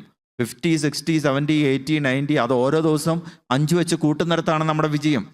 അങ്ങനെ പിടിച്ചു കിടക്കും. എന്നാൽ ഏറ്റവും കൂടി കഴിഞ്ഞാൽ ഞാൻ ഓർക്കുന്നുണ്ട്, എണ്ണിയവൻ്റെ സ്പീഡ് കൊണ്ടാണ് നമുക്കൊരു 150, 160 വരെയൊക്കെ എത്താനേ പറ്റിയിട്ടുള്ളൂ. ചിലരൊക്കെ അവൻ കുറച്ചു നേരം കൂടുതൽ കിടക്കുകയാണെങ്കിൽ പുറത്തേക്ക് മനഃപൂർവ്വം കുറച്ചു പിടിക്കും. ഇതിങ്ങനെ കുറേ കളികളൊക്കെ നമ്മൾ നടത്തിയിട്ടുണ്ട്. പക്ഷേ ശ്വാസം പിടിച്ചു നിൽക്കാവുന്നതിനൊരു ലിമിറ്റുണ്ട്. ഈ അറ്റത്തുനിന്ന് മുങ്ങിക്കഴിഞ്ഞാൽ എവിടെ വരെ ഒറ്റ മുങ്ങലിന് പോകാൻ പറ്റും? അത്ര നേരം ശ്വാസം പിടിച്ചിരിക്കണ്ടേ? പെരിയാറിലൂടെ ഞങ്ങൾ മത്സരമാണ്. ഇന്ന് മത്സരിച്ചു കഴിഞ്ഞാൽ ദേഹം മുഴുവൻ ചൊറിഞ്ഞു പൊട്ടും. അതേപോലെയാണ് ചുറ്റിലുള്ള കമ്പനികളിൽ നിന്ന് വേസ്റ്റ് തള്ളി ആ പെരിയാറിനെയൊക്കെ നമ്മൾ നശിപ്പിച്ചുകൊണ്ടിരിക്കുന്നത്. സഹനം കൊടുക്കാണ് പ്രകൃതിക്ക്. അപ്പോൾ ശ്വസിക്കാൻ പറ്റാത്ത അവസ്ഥ എന്ന് പറയുന്നത് ദുരിതമാണ്. ദുരിതം. ഇന്ന് നമ്മളും ഇതുപോലെ സഹനം കൊടുക്കുന്നുണ്ട്. എൻ്റെ ജീവിത പങ്കാളിക്ക്, മക്കൾക്ക്, മാതാപിതാക്കൾക്ക് പലപ്പോഴും നമ്മുടെ മുഖത്ത് നോക്കിയിട്ട് പറയേണ്ട അവസ്ഥ വരുന്നുണ്ട്, ഐ കനോട്ട് ബ്രീത്ത്. നിങ്ങളോടൊപ്പമുള്ള ജീവിതത്തിൽ എനിക്ക് ശ്വാസം എടുക്കാൻ പറ്റുന്നില്ല. ഒന്ന് ആലോചിച്ച് നോക്കിയേ, ഇതിൽ കൂടുതൽ സഹനം എന്താണ്? എനിക്കൊന്ന് അങ്ങോട്ട് തിരിയാൻ പറ്റുന്നില്ല, ഇങ്ങോട്ട് തിരിയാൻ പറ്റുന്നില്ല, എനിക്ക് ഇഷ്ടപ്പെട്ട വസ്ത്രം ധരിക്കാൻ പറ്റുന്നില്ല, എനിക്ക് ഇഷ്ടപ്പെട്ട ഭക്ഷണം കഴിക്കാൻ പറ്റുന്നില്ല. എല്ലാത്തിലും കയറി നിങ്ങൾ ഇങ്ങനെ പിടിക്കുക. I cannot breathe. സഹനമാണ്. എന്നിട്ട് നമ്മൾ പറയുന്ന എടി ഞാൻ നിനക്ക് ഒരു പുണ്യ ജീവിതം, എൻ്റെ പൊന്നിയേട്ടാ, ഞാൻ ഇതൊക്കെ ചെയ്യുന്നത് നിങ്ങൾ നന്നാവാൻ വേണ്ടിയിട്ടാണ്. കർത്താവിൻ്റെ സഹനവുമായിട്ട് ഇത് ചേർത്ത് വെക്കരുത്. ഇതല്ല സഹനം. നമ്മൾ മനഃപൂർവ്വം നമ്മുടെ കുടുംബത്തിലുള്ള നമ്മുടെ ജീവിത പങ്കാളിക്ക്, മക്കൾക്കൊക്കെ വേദനയും ദുരന്തവുമായിട്ട് മാറുമ്പോൾ അവരൊക്കെ ഈശോയുടെ അടുക്ക വന്നിട്ട് പറയുന്നത് ഇതാണ്, ഐ കനോട്ട് ബ്രീത്ത്. അപ്പം മറ്റുള്ളവരുടെ ജീവിതത്തിലേക്ക് സഹനമായിട്ട് ദുരിതമായിട്ട് കടന്നു ചെല്ലാനായിട്ട് വിളിക്കപ്പെട്ടവരല്ല നമ്മൾ. മറ്റുള്ളവരുടെ ജീവിതത്തിൽ സഹനങ്ങളും ദുരന്തങ്ങളും ഒക്കെ ഉണ്ടാവുമ്പോൾ ചേർത്ത് പിടിച്ചിട്ട് ഞാൻ നിങ്ങളോട് കൂടെയുണ്ട്, നിങ്ങളുടെ സഹനത്തിൽ ക്രിസ്തുവിൻ്റെ ആശ്വാസമായിട്ട് ശക്തിയായിട്ട് ഞാൻ കടന്നു വരുന്നുണ്ട് എന്ന് പറയാനായിട്ട് വിളിക്കപ്പെട്ടവരാണ്. അപ്പൊ സഹനത്തിന്റെ നിമിഷങ്ങളിൽ ക്രിസ്തു ഉണ്ട് എന്ന് തിരിച്ചറിയുകയും സഹനത്തിന്റെ നിമിഷങ്ങളിൽ ക്രിസ്തു നമ്മെ ചേർത്ത് പിടിക്കുന്നത് പോലെ ഈശോയെ നമ്മൾ ചേർത്ത് പിടിക്കുകയും ചെയ്യുക മാത്രമല്ല, നമ്മുടെ വാക്കിലൂടെ, പെരുമാറ്റത്തിലൂടെ, അനുദിന ജീവിതത്തിലൂടെ ആരുടെയും ജീവിതത്തിലേക്ക് സഹനമായിട്ട് മാറാതിരിക്കലും വിശുദ്ധിയാണ്. അതാണ് ജീസസ് എഫക്റ്റിന്റെ പ്രത്യേകതയായിരിക്കേണ്ടത്. സഹനങ്ങളെ സന്തോഷപൂർവ്വം സ്വീകരിക്കുക, അതോടൊപ്പം മറ്റുള്ളവർക്ക് സഹനമായിട്ട് മാറാതിരിക്കുക. മൂന്നാമതായിട്ട്, സമയക്കുറവ് മൂലം നമ്മൾ മൂന്നാമത്തെ കാര്യം കൊണ്ട് അവസാനിപ്പിക്കും. മൂന്നാമതായിട്ട് കരുണ കാണിക്കുക. കരുണ കാണിക്കുക എന്ന് പറഞ്ഞു കഴിഞ്ഞാൽ എന്താണ്? വിശുദ്ധ യോഹന്നാന്റെ സുവിശേഷം 5-ാമത്തെ അധ്യായത്തിൽ ഒരു ചെറിയ സംഭവം വിവരിക്കുന്നുണ്ട്. ഒന്ന് ശ്രദ്ധിച്ചു കേൾക്കണേ. ഇതിനുശേഷം യഹൂദരുടെ ഒരു തിരുനാളിന് യേശു ജെറുസലേമിലേക്ക് പോയി. ജെറുസലേമിൽ അജ കവാടത്തിനടുത്ത് ഹെബ്രായ ഭാഷയിൽ ബേത്സെദ എന്ന് വിളിക്കുന്ന ഒരു കുളമുണ്ടായിരുന്നു. അതിന് 5 മണ്ഡപങ്ങളും. അവിടെ കുരുടരും മുടന്തരും തളർവാദക്കാരുമായ അനേക രോഗികൾ കിടന്നിരുന്നു. 38 വർഷമായി രോഗിയായിരുന്ന ഒരുവൻ അവിടെ ഉണ്ടായിരുന്നു. അവൻ അവിടെ കിടക്കുന്നത് യേശു കണ്ടു. അവൻ വളരെ നാളായി കിടപ്പിലാണെന്ന് അറിഞ്ഞ യേശു ചോദിച്ചു, സുഖം പ്രാപിക്കാൻ നിനക്ക് ആഗ്രഹമുണ്ടോ? അവൻ പറഞ്ഞു, കർത്താവേ, വെള്ളം ഇളകുമ്പോൾ എന്നെ കുളത്തിലേക്ക് ഇറക്കാൻ ആരുമില്ല. ഞാൻ എത്തുമ്പോഴേക്കും മറ്റൊരുവൻ വെള്ളത്തിൽ ഇറങ്ങിക്കഴിഞ്ഞിരിക്കും. യേശു അവനോട് പറഞ്ഞു, എഴുന്നേറ്റ് കിടക്കയും എടുത്ത് നടക്കുക. അവൻ തൽക്ഷണം സുഖം പ്രാപിച്ച് കിടക്കയെടുത്ത് നടന്നു. ഈ ബേത്സെദയിലെ കുളത്തെക്കുറിച്ചുള്ള പാരമ്പര്യം ഇങ്ങനെയാണ്. ആ കുളം ഇളക്കാനായിട്ട് വർഷത്തിലൊരിക്കൽ മാലാഖയെ അയക്കും. ആ സമയത്ത് ആ വെള്ളം കുളത്തിൽ ഇറക്കി അതങ്ങ് ഇളക്കി കഴിയുമ്പോൾ തന്നെ ആദ്യമായിട്ട് ഇറങ്ങുന്ന ആൾക്ക് സൗഖ്യം ഉണ്ടാവും. അപ്പോൾ ആ കുളത്തിൻ്റെ ചുറ്റിലും ആയിട്ട് ഇങ്ങനെ ആളുകൾ, രോഗികളെ കൊണ്ടുവന്ന് കിടത്തും. 38 വർഷമായിട്ട് ഈ തളർവാദ രോഗി അവിടെ കിടക്കാണ്. തളർവാദ രോഗിയാണ്. അവന് തന്നെ പോകാൻ പറ്റില്ല. ആരെങ്കിലും ഒരാൾ അവനെ കുളത്തിൽ ഇറക്കണം. ഇതാണ് ബാക്ക്ഗ്രൗണ്ട്. ഈശോ അവനോട് ചോദിക്കുക, സുഖം പ്രാപിക്കാൻ നിനക്ക് ആഗ്രഹമുണ്ടോ? ചോദ്യത്തിന് എന്തുത്തരം പറയണം? Yes or no? വേണ്ടേ? അവൻ്റെ ഉത്തരം എന്താണ്? ശ്രദ്ധിച്ചോ നിങ്ങൾ? ഈശോ അവനോട് ചോദിക്കുകയാണ്, സുഖം പ്രാപിക്കാൻ നിനക്ക് ആഗ്രഹമുണ്ടോ? അവൻ പറയുന്നത് എന്നാ? കർത്താവേ, എന്നെ കുളത്തിലിറക്കാൻ എനിക്ക് ആരുമില്ല എന്ന്. ചോദ്യം എവിടെ പോയി? ഉത്തരം എവിടെ പോയി? നമ്മൾ പാരൻസ് പലപ്പോഴും ഇങ്ങനെയല്ലേ, മക്കളുടെ അടുക്ക ചില ചോദ്യങ്ങൾ ചോദിക്കുമ്പോൾ അവരുടെ ഉത്തരം ഒരു ബന്ധം ഉണ്ടാവില്ല. നമ്മൾ ചോദിച്ച ചോദ്യത്തെക്കുറിച്ച് തന്നെ നമുക്ക്, ഞാൻ ഇതാണ് അവനോട് ചോദിച്ചത്. ചിലപ്പോൾ ചില ചേച്ചിമാർ, ഭർത്താക്കന്മാർ വീട്ടിലോട്ട് വരുമ്പോൾ എന്തെങ്കിലും ചോദിക്കുകയാണെങ്കിലോ അവരുടെ ചില മറുപടി കേൾക്കും, അവരിങ്ങനെ ആലോചിക്കും, ഞാനെന്നൊന്നാ ചോദിച്ചത്, ഇത് ഞാനെന്നൊന്നാ ഈ പറയുന്നത്, ഒരു പിടിയില്ല. ഇതുപോലെയാണ് ഈശോ ചോദിക്കുക, സുഖം പ്രാപിക്കാൻ നിനക്ക് ആഗ്രഹമുണ്ടോ? അവൻ പറയാം, എനിക്കാരുമില്ല. എന്തിന്? എന്നെ സഹായിക്കാനായിട്ട്, എൻ്റെ ജീവിതത്തിലേക്ക് നന്മയായിട്ട് കടന്നു വരാനായിട്ട് എനിക്കാരുമില്ല. അതാണ് അവൻ്റെ സങ്കടം. ഇന്ന് നമ്മുടെയൊക്കെ കുടുംബത്തിൽ പലപ്പോഴും നമ്മളെ അലട്ടുന്ന ഏറ്റവും വലിയ പ്രശ്നം ഇതാ, എനിക്ക് ആരുമില്ല. ഞാൻ ഒരിക്കൽ ഇവിടെ ബാംഗ്ലൂർ വന്നതിന് ശേഷം ഒരു പള്ളിയിൽ പെസഹ വ്യാഴാഴ്ച പ്രസംഗത്തിന് ചെന്നു. അവിടെ ചെന്നപ്പോൾ ഞാനിങ്ങനെ, എൻ്റെ കൂട്ടുകാരൻ അച്ഛൻ്റെ ഇടവകയാണ്, ഞാനിങ്ങനെ പറഞ്ഞു, ഈ പെസഹ വ്യാഴാഴ്ച വൈകുന്നേരമൊക്കെ ആയി കഴിയുമ്പോൾ ഞങ്ങൾ അച്ഛന്മാരെ കുറിച്ച് നിങ്ങളൊന്ന് ചിന്തിച്ചു നോക്കിയേ. ഇന്ന് പൗരോഹിത്യ സ്ഥാപന ദിനം കൂടിയാണ്. ഞങ്ങൾ ഒറ്റയ്ക്കാണ്. നിങ്ങൾ വീട്ടിൽ ചെന്ന് ഭാര്യയും ഭർത്താവും മക്കളും ഒക്കെ ആയിട്ട് ഒരുമിച്ച് അപ്പൊക്കെ മുറിച്ച് പാലൊക്കെ കഴിക്കും. ഞങ്ങളോ? പ്രത്യേകിച്ച് വേറെ അച്ഛന്മാർ, ഇപ്പം ഞാനുള്ളത് കൊണ്ട് ഈ അച്ഛന് കൂട്ടായി, ഇല്ലെങ്കിൽ ഒറ്റയ്ക്ക് ഇങ്ങനെ ഇരിക്കുക, ദാണ്ടിരിക്കണം. ഇപ്പം നേരത്തെ ഡേവിസ് അച്ഛൻ പറഞ്ഞു, അച്ഛൻ്റെ സുഹൃത്തായ പാറപ്പുറച്ചൻ ബാത്റൂമിൽ തലകറങ്ങി വീണു, അച്ഛന് കോമയിലായി, അച്ഛൻ മരിച്ചു. ആള് വീണതൊക്കെ അറിഞ്ഞത് മണിക്കൂറുകൾക്ക് ശേഷമാണ്. എന്തെങ്കിലും സംഭവിച്ചാൽ പോലും ആരും അറിയാൻ പോകുന്നില്ല. മരിച്ചു കഴിഞ്ഞാൽ ചിലപ്പോൾ ഒരു സ്മെല്ലൊക്കെ വരുമ്പോഴായിരിക്കും അന്വേഷിക്കുന്നത്. വികാരിച്ചൻ്റെ ഒരു സ്മെല്ലാണല്ലോ വരുന്നത്. ഈ അവസ്ഥയാണ് അച്ഛന്മാരുടേതൊക്കെ. അപ്പം ഞാനിങ്ങനെ പറഞ്ഞു കഴിഞ്ഞ് വൈകുന്നേരമൊക്കെ ആയി കഴിഞ്ഞപ്പോൾ ഒരു ഫാമിലി അപ്പൊക്കെ ആയിട്ട് വന്നു. അവരിങ്ങനെ സംസാരിച്ചപ്പോൾ പറഞ്ഞു, എൻ്റെ അച്ഛാ, നിങ്ങൾ പിന്നെ ആരുമില്ല എന്നൊരു കോൺഫിഡൻസ് നിങ്ങളുടെ ഉള്ളിലുണ്ട്. അതൊരു കോൺഫിഡൻസ് ആണ്. വേറെ ആരും ഇല്ല, നിങ്ങൾ മാത്രമേ ഉള്ളൂന്നുണ്ട്. ഞങ്ങളുടെയൊക്കെ വീടുകളിൽ ഇഷ്ടം പോലെ ആൾക്കാരുണ്ട്, എന്നിട്ടും ആരുമില്ലെങ്കിലോ? അച്ഛന് പിന്നെ പറയാം, അച്ഛൻ ഒറ്റയ്ക്കാണ്, അതുകൊണ്ടാണ് ആരും ഇല്ലാത്തത്. ഞങ്ങളുടെ വീട്ടിൽ എനിക്ക് ഭാര്യയുണ്ട്, ഭർത്താവുണ്ട്, മക്കളുണ്ട്, മാതാപിതാക്കളുണ്ട്, സഹോദരങ്ങളുണ്ട്, അയൽക്കാരുണ്ട്, ഒക്കെയുണ്ട്. പക്ഷെ എന്നിട്ടും ആരുമില്ലാത്തൊരു ഫീലിംഗ് ആണ് ഞങ്ങൾക്കുള്ളതെങ്കിൽ ഞങ്ങൾ എന്നാ ചെയ്യും? ഇവിടെയാണ് നമ്മൾ ആരൊക്കെയോ ഉണ്ട് എന്നുള്ള തോന്നൽ കൊടുക്കേണ്ടവരായിട്ട് മാറുന്നത്.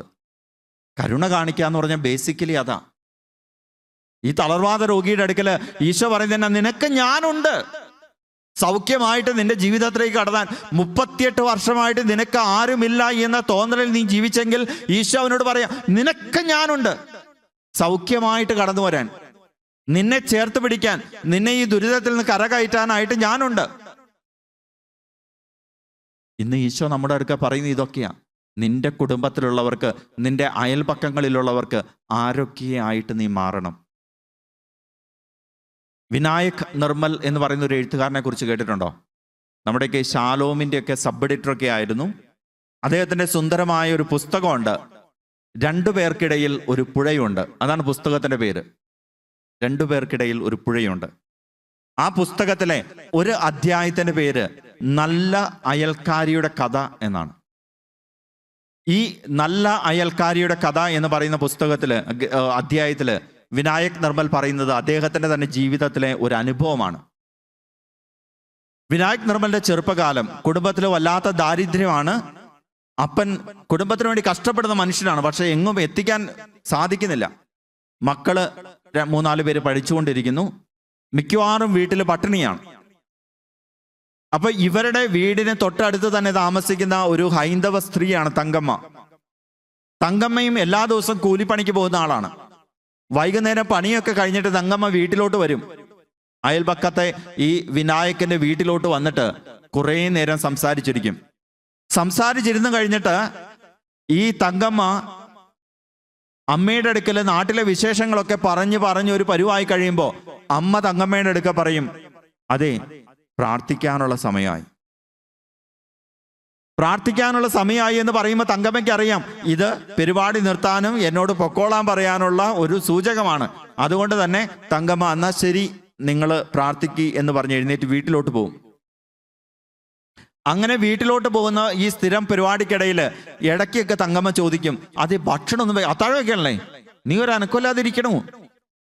അപ്പൊ വിനായകന്റെ അമ്മച്ചി എല്ലാ ദിവസവും അടിക്കുന്ന ഒരു ഡയലോഗുണ്ട്. അത് ഭർത്താവിന് അല്പം ജലദോഷവും ഈ ജോലിയൊക്കെ കഴിഞ്ഞതിൻ്റെ അസ്വസ്ഥതയൊക്കെ ഉണ്ട്. അപ്പൊ അതുകൊണ്ട് കഞ്ഞി ചൂടോടെ വേണോ നിർബന്ധമാണ്.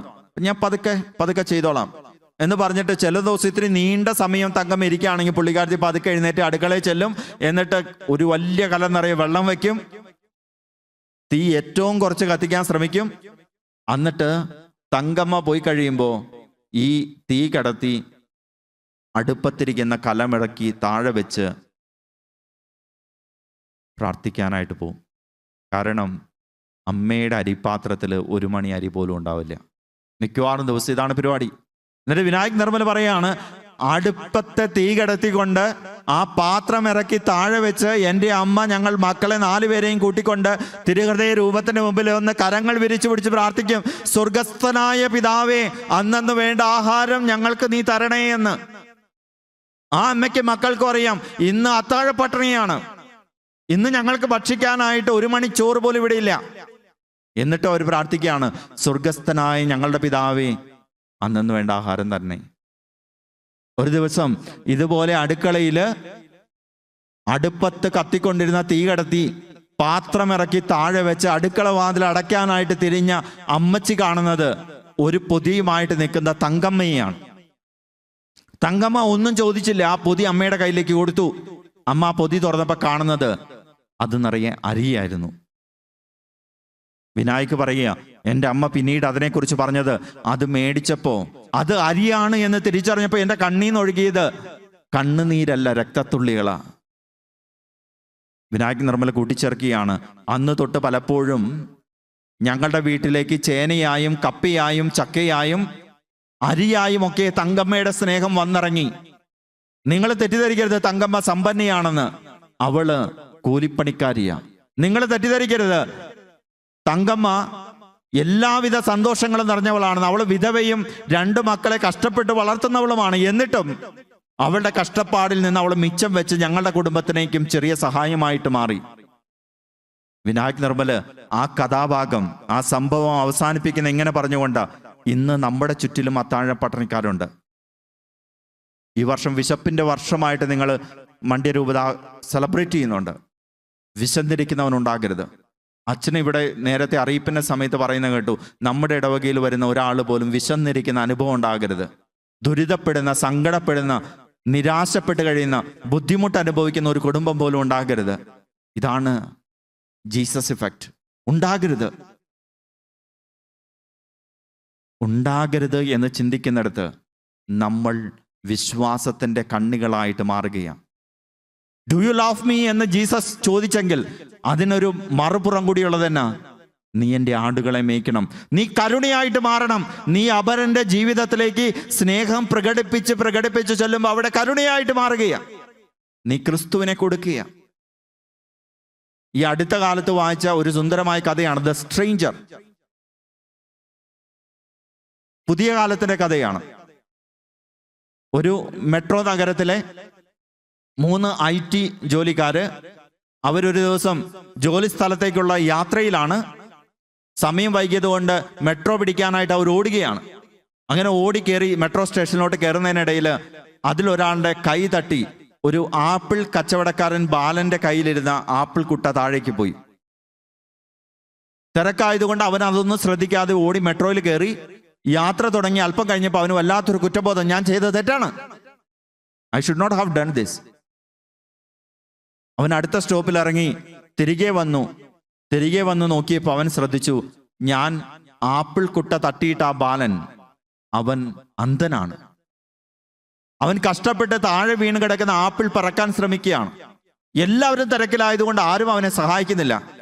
ഈ ചെറുപ്പക്കാരൻ വന്നിട്ട് ആ ബാലന്റെ കൈ പിടിച്ചിട്ട് പറഞ്ഞു, സോറി കേട്ടോ, ഞാൻ സഹായിക്കാം, ഞാനാ തട്ടിക്കളഞ്ഞ, ഞാൻ സഹായിക്കാം. ഈ ആപ്പിളെല്ലാം അവൻ പറക്കി കൊട്ടയിൽ അടക്കി വെച്ചു. എന്നിട്ട് ആ കൊച്ചിൻ്റെ അടുക്കൽ വീണ്ടും ഒന്നുകൂടി സോറി പറയാനായിട്ട് അവൻ്റെ കൈ പിടിച്ചു. മോനെ സോറി. ആ കൊച്ചു പയ്യൻ ആ ചെറുപ്പക്കാരൻ്റെ കൈ പിടിച്ചിട്ട് അവനോട് ചോദിക്കുകയാണ്, ആർ യു ക്രൈസ്റ്റ്? താങ്കളാണോ ക്രിസ്തു? ഞാൻ ക്രിസ്തുവിനെ കുറിച്ച് കേട്ടിട്ടുണ്ട്. നിങ്ങളുടെ ഈ സ്നേഹപ്രവൃത്തി കാണുമ്പോൾ എനിക്ക് തോന്നുന്നു നിങ്ങളാണ് ക്രിസ്തു എന്നാണ്. ഇന്ന് നമ്മൾ ഓരോരുത്തരും ക്രിസ്തുവിനെ സ്വന്തമാക്കിയ നമ്മൾ അപരന്റെ ജീവിതത്തിലേക്ക് സ്നേഹമായിട്ടും നന്മയായിട്ടും സന്തോഷമായിട്ടൊക്കെ കടന്നു ചെല്ലുമ്പോൾ അവരിൽ പലർക്കും തോന്നുകയാണ്, നിങ്ങളാണോ ക്രിസ്തു? നിങ്ങളാണോ ക്രിസ്തു? ഈ ഭാര്യ ഭർത്തൃ ബന്ധത്തെക്കുറിച്ച് പറയുന്നതിനാ ക്രിസ്തു സഭയെ സ്നേഹിച്ച പോലെ സ്നേഹിക്കണമെന്ന് ഭർത്താക്കന്മാരോട് പറഞ്ഞാണ്. ക്രിസ്തു സഭയെ സ്നേഹിച്ച പോലെ സ്നേഹിക്കണം. എത്ര ഭാര്യമാർക്ക് അഭിമാനത്തോടെ കർത്താവിൻ്റെ മുമ്പിലെത്തി പറയാൻ പറ്റും, എൻ്റെ ഭർത്താവിൽ ഞാൻ ക്രിസ്തുവിനെ കാണുന്നുണ്ട്. ഈ ഭാര്യയ്ക്ക് ഭർത്താവിൽ ക്രിസ്തുവിനെ കാണാൻ പറ്റുന്നില്ല എങ്കിൽ അത് ഭാര്യയുടെ കുഴപ്പമല്ല, ഭർത്താവിൻ്റെ കുഴപ്പമാണ്. ഭർത്താവ് ക്രിസ്തു സ്നേഹിച്ച പോലെ സ്നേഹിക്കാത്തത് കൊണ്ട്, ക്രിസ്തു ഭാര്യയുടെ അടുക്കൽ എങ്ങനെ ആയിരിക്കണം എന്ന രീതിയിൽ പ്രവർത്തിക്കാത്തത് കൊണ്ട്, ക്രിസ്തു കരുണ കാണിക്കുന്ന പോലെ കരുണ കാണിക്കാത്തത് കൊണ്ട് എൻ്റെ ഭാര്യയ്ക്ക് ഫീൽ ചെയ്യുന്നില്ല ക്രിസ്തു ആണെന്ന്. ഞാൻ പറയും, ഭാര്യയിലും ക്രിസ്തുവിനെ കാണണം. ഭാര്യയിൽ സഭയെ കണ്ടാൽ പോരാ, ഭാര്യയിൽ ക്രിസ്തുവിനെ കാണണം. അത് പണ്ട് ഈ പാട്രിയാർക്കൽ പാരഡൈമിന്റെ ഒരു പ്രശ്നമാണ്. ക്രിസ്തുവിനെ ഭർത്താവായിട്ടും സഭയെ ഭാര്യയായിട്ടും കണ്ടിട്ട് പറഞ്ഞു ഭാര്യ എപ്പോഴും താഴ്ന്നു നിൽക്കണമെന്ന്. അത് അന്നത്തെ കാലഘട്ടത്തിന്റെ ചിന്തയാണ്. ശരിക്കും സഭയുടെ വിശുദ്ധമായ കാഴ്ചപ്പാട് തന്നെ, ക്രിസ്തു സഭയെ സ്നേഹിച്ചതുപോലെ ഭാര്യ ഭർത്താവിനെ സ്നേഹിക്കണം, ഭർത്താവ് ഭാര്യയെ സ്നേഹിക്കണം. സഭ ക്രിസ്തുവിന് വിധേയപ്പെട്ടതുപോലെ ഭാര്യ ഭർത്താവിന് വിധേയപ്പെടണം, ഭർത്താവ് ഭാര്യയ്ക്കും വിധേയപ്പെടണം. അല്ലാതെ വൺ സൈഡഡ് ലവും വൺ സൈഡഡ് വിധേയത്വം അല്ല ഭാര്യ ഭർത്തൃബന്ധം. അങ്ങനെ വരുമ്പോൾ രണ്ടുപേരും ക്രിസ്തുവിന്റെ പ്രതീകങ്ങളാണ്, രണ്ടുപേരും സഭയുടെ പ്രതീകങ്ങളാണ്. അപ്പോ ഭാര്യയില് ക്രിസ്തുവിനെ കാണാനായിട്ട് ഭർത്താവിന് സാധിക്കുന്നില്ല എങ്കിൽ അത് ഭാര്യയുടെ പ്രശ്നമാണ്. ഭാര്യയാണ് മാറേണ്ടത്. ഞാനാകുന്ന ഭാര്യ ക്രിസ്തുവിന്റെ സ്നേഹം എന്തെന്ന്, ക്രിസ്തുവിന്റെ സഹനം എന്തെന്ന്, ക്രിസ്തുവിന്റെ കരുണ എന്തെന്ന് എൻ്റെ ജീവിതത്തിലൂടെ എൻ്റെ ഭർത്താവിന് കാണിച്ചു കൊടുക്കുന്നിടത്താണ് എൻ്റെ ഭർത്താവിന് തിരിച്ചറിയാൻ പറ്റത്തുള്ളൂ എൻ്റെ ഭാര്യയിൽ ക്രിസ്തുവുണ്ട്. അങ്ങനെ വരുമ്പോഴാണ് ദാമ്പത്യ ജീവിതം സുന്ദരമായിട്ട് മാറുന്നത്. അങ്ങനെ വരുമ്പോഴാണ് കുടുംബജീവിതമൊക്കെ യേശുവിൻ്റെ കരുണ നിറഞ്ഞ അനുഭവങ്ങളും യേശുവിൻ്റെ കരുണ സ്വന്തമാക്കിയ ഭവനങ്ങളും ഏറ്റവും പ്രത്യേകമായിട്ട് യേശുവിനെ സ്വന്തമാക്കിയ ഭവനങ്ങളുമായിട്ട് മാറുന്നത്. ഞാൻ ഈ കഗദാസപുര ഇടവകയെക്കുറിച്ച് ചിന്തിക്കുമ്പോൾ എനിക്ക് തോന്നിയിട്ടുണ്ട്, ഞാൻ പല പ്രാവശ്യം ഇവിടെ വന്നപ്പോഴൊക്കെ എനിക്ക് തോന്നിയിട്ടുള്ള ഒരു കാര്യം, ഒത്തിരി കാരുണ്യ പ്രവർത്തികൾ ചെയ്യുന്നവരാണ് നിങ്ങൾ. എപ്പോഴും കേൾക്കാം അവിടെ ചെയ്തു, ഇവിടെ സഹായിച്ചു, അവിടെ വീട് വെക്കാനായിട്ടും വേറെ ഇവിടെ നിങ്ങൾ ഇടവക പണിയാനായിട്ട് കഷ്ടപ്പെടുമ്പോൾ പോലും നിങ്ങൾ വേറെ എങ്ങാണ്ടൊക്കെ സഹായമായിട്ട് പോയിട്ടുണ്ട്. അത്രയ്ക്ക് നന്മ നിങ്ങൾ കാണിക്കുന്നുണ്ട്. നല്ല കാര്യമാണ്. ചുറ്റിലുമുള്ളവരെ സഹായിക്കാനും കരുണ കാണിക്കാനും തയ്യാറാകുന്നതോടൊപ്പം അകത്ത് കരുണയാകണം. ഇടവകയ്ക്ക് അകത്ത് കരുണയാകണമെന്നതിനേക്കാൾ ഉപരി കുടുംബത്തിനകത്ത് കരുണയാവണം. അത് മറക്കരുത്. നാട് മുഴുവൻ നന്നാക്കും. എവിടെയൊക്കെ ആർക്കൊക്കെ സഹായം വേണം അവിടെയൊക്കെ കൊടുക്കും. ഗുഡ്. കുടുംബത്തിൽ ഭാര്യയുടെ അടുക്കൽ, ഭർത്താവിൻ്റെ അടുക്കൽ, മക്കളുടെ അടുക്കൽ, മാതാപിതാക്കളുടെ അടുക്കൽ നിങ്ങളുടെ പ്രൈം റെസ്പോൺസിബിലിറ്റി എവിടെയാ? നിങ്ങളിപ്പോൾ നിങ്ങളുടെ വികാരത്തിനെ കുറിച്ച് ചിന്തിച്ചു നോക്കി. അച്ഛൻ പള്ളിയിലൊന്നുമില്ല, വികാരിച്ചനെ കണ്ടിട്ട് കുറച്ചാളായി, പക്ഷെ അപ്പുറത്തെ ഇടവയിലൊക്കെ നന്നായിട്ട് അച്ഛൻ ധ്യാന പ്രസംഗമൊക്കെ ആയിട്ട് അവിടെ ആ ഇടവകയിൽ പോവും, ഇപ്പുറത്തെ ക്ലാസ്സുകൾ എടുക്കാനൊക്കെ പോകുന്നുണ്ട്. പക്ഷെ ഇടവകയിൽ ഒരു ആവശ്യത്തിനുണ്ടാവില്ല. നിങ്ങൾ പറയോ നല്ല വികാരിച്ചൻ? ഇങ്ങനെയുള്ള വികാരിച്ചന്മാരാണെങ്കിൽ കുഴപ്പമാണ്, മനസ്സമാധാനം ഉണ്ട് എന്നായിരിക്കും പറയാൻ പോണത് അല്ലേ? അല്ല, നമ്മുടെ ഒരു ആവശ്യത്തിന് അച്ഛനില്ല, ബാക്കി എല്ലായിടത്തും അച്ഛനുണ്ട്. എവിടെ ചെന്നാലും അച്ഛനെ കാണാം, പക്ഷെ ഇടവകയിൽ മാത്രം കാണത്തില്ല. നമ്മൾ പിതാവിനെ കണ്ടിട്ട് പറയും എൻ്റെ പൊന്നു പിതാവേ, ഇടവകയിൽ ഇരിക്കാൻ പറ്റുന്ന ഒരു അച്ഛനെ കിട്ടുകയാണെങ്കിൽ വളരെ നന്നായിരുന്നു എന്ന് പറയും. ഇടവകയുടെ കാര്യം നോക്കാൻ പറ്റുന്ന ഒരു അച്ഛനെ കിട്ടിയാൽ മതി ഞങ്ങൾക്ക്. നാട്ടിൽ വലിയ പരിപാടിയോ നടത്തുന്ന അച്ഛനെ വേണ്ട, ഇടവകയുടെ കാര്യങ്ങൾ. ഇത് തന്നെയാ പല കുടുംബത്തിലും ഭാര്യമാർക്കും ഭർത്താക്കന്മാർക്കും മക്കൾക്കൊക്കെ പറയാനുള്ളത്. നാട് നന്നാക്കുന്നവരെ മാത്രമായിട്ട് നടക്കണ്ട, ഞങ്ങളുടെ ജോലിയൊക്കെ വേണം, സാമൂഹ്യ പ്രവർത്തനമൊക്കെ വേണം, പക്ഷെ കുടുംബം അത് വിട്ടിട്ട് നമ്മൾ ജീവിക്കുമ്പോൾ നമ്മുടെ ബേസിക് സ്ഥലം നമ്മൾ നഷ്ടപ്പെടുകയാണ്. അപ്പോൾ പ്രിയ സഹോദരി സഹോദരന്മാരെ, ഞാൻ അവസാനിപ്പിക്കുകയാണ്. എനിക്ക് അറിയത്തില്ല ഇത് എത്രമാത്രം ദൈവ ചൈതന്യം നിറഞ്ഞ ടോക്കുകളാണ് എന്നൊന്നും എനിക്കറിയാൻ പാടില്ല. പക്ഷെ എനിക്ക് ആകെ അറിയാവുന്നൊരു കാര്യം, എന്തെങ്കിലുമൊക്കെ ദൈവം എന്നിലൂടെ പറയണം എന്ന് ആഗ്രഹിച്ചിട്ടുണ്ടെങ്കിൽ അത് ദൈവം പറഞ്ഞിട്ടുണ്ടാവും. ഞാൻ പറയണം എന്ന് ആഗ്രഹിച്ച് എന്തെങ്കിലുമൊക്കെ പറഞ്ഞിട്ടുണ്ടെങ്കിൽ അത് വെറുതെ കുടം കമിഴ്ത്തി വെച്ച് ഒഴിച്ച പോലെ ആയിട്ടുണ്ടാവും. അത് എൻ്റെ പൊട്ട ബുദ്ധി കൊണ്ട് ഞാൻ പറഞ്ഞ കാര്യങ്ങളായിരിക്കും. ദൈവം എന്നിലൂടെ പറയാൻ ആഗ്രഹിച്ച എന്തെങ്കിലും പറഞ്ഞിട്ടുണ്ടെങ്കിൽ അത് നിങ്ങളുടെ മനസ്സിലുണ്ടാകട്ടെ. ഈ 3 ദിവസത്തെ ധ്യാന വിചിന്തനങ്ങളിലൂടെ ഒറ്റ കാര്യം മാത്രമേ എനിക്ക് നിങ്ങളുടെ മനസ്സിലേക്ക് ഉറപ്പിക്കാനുള്ളൂ. ക്രിസ്തുവിനെ സ്വന്തമാക്കാൻ നമ്മളൊന്ന് ശ്രമിക്കണം. ക്രിസ്തു നമ്മളെ സ്വന്തമാക്കിയിട്ടുണ്ട്, പക്ഷേ ക്രിസ്തുവിനെ സ്വന്തമാക്കാതെ പോയ നിമിഷങ്ങൾ നമ്മുടെ വീഴ്ചകളാണ്. ഇനിയുള്ള ജീവിതത്തിൽ ക്രിസ്തുവിനെ സ്വന്തമാക്കിക്കൊണ്ട് ക്രിസ്തു ആഗ്രഹിച്ച പോലെ സ്നേഹിക്കാനും, ക്രിസ്തു സഹനത്തിന്റെ നിമിഷങ്ങളിൽ നമ്മളെ ചേർത്ത് പിടിക്കുന്ന പോലെ നമുക്ക് ക്രിസ്തുവിനെ ചേർത്ത് പിടിച്ച് സഹിക്കാനും, ക്രിസ്തു അനുഭവം ഉള്ളിലേറ്റുവാങ്ങിക്കൊണ്ട് അപരൻ്റെ ജീവിതത്തിലേക്ക് കരുണയായിട്ട് കടന്നു ചെല്ലുവാനും നമുക്ക് ഓരോരുത്തർക്കും സാധിക്കട്ടെ എന്ന് പ്രാർത്ഥിക്കുന്നു. ഈശോ നമ്മെ ധാരാളമായിട്ട് അനുഗ്രഹിക്കട്ടെ. ഈശോ മിശിഹായ്ക്കും സ്തുതിയായിരിക്കട്ടെ.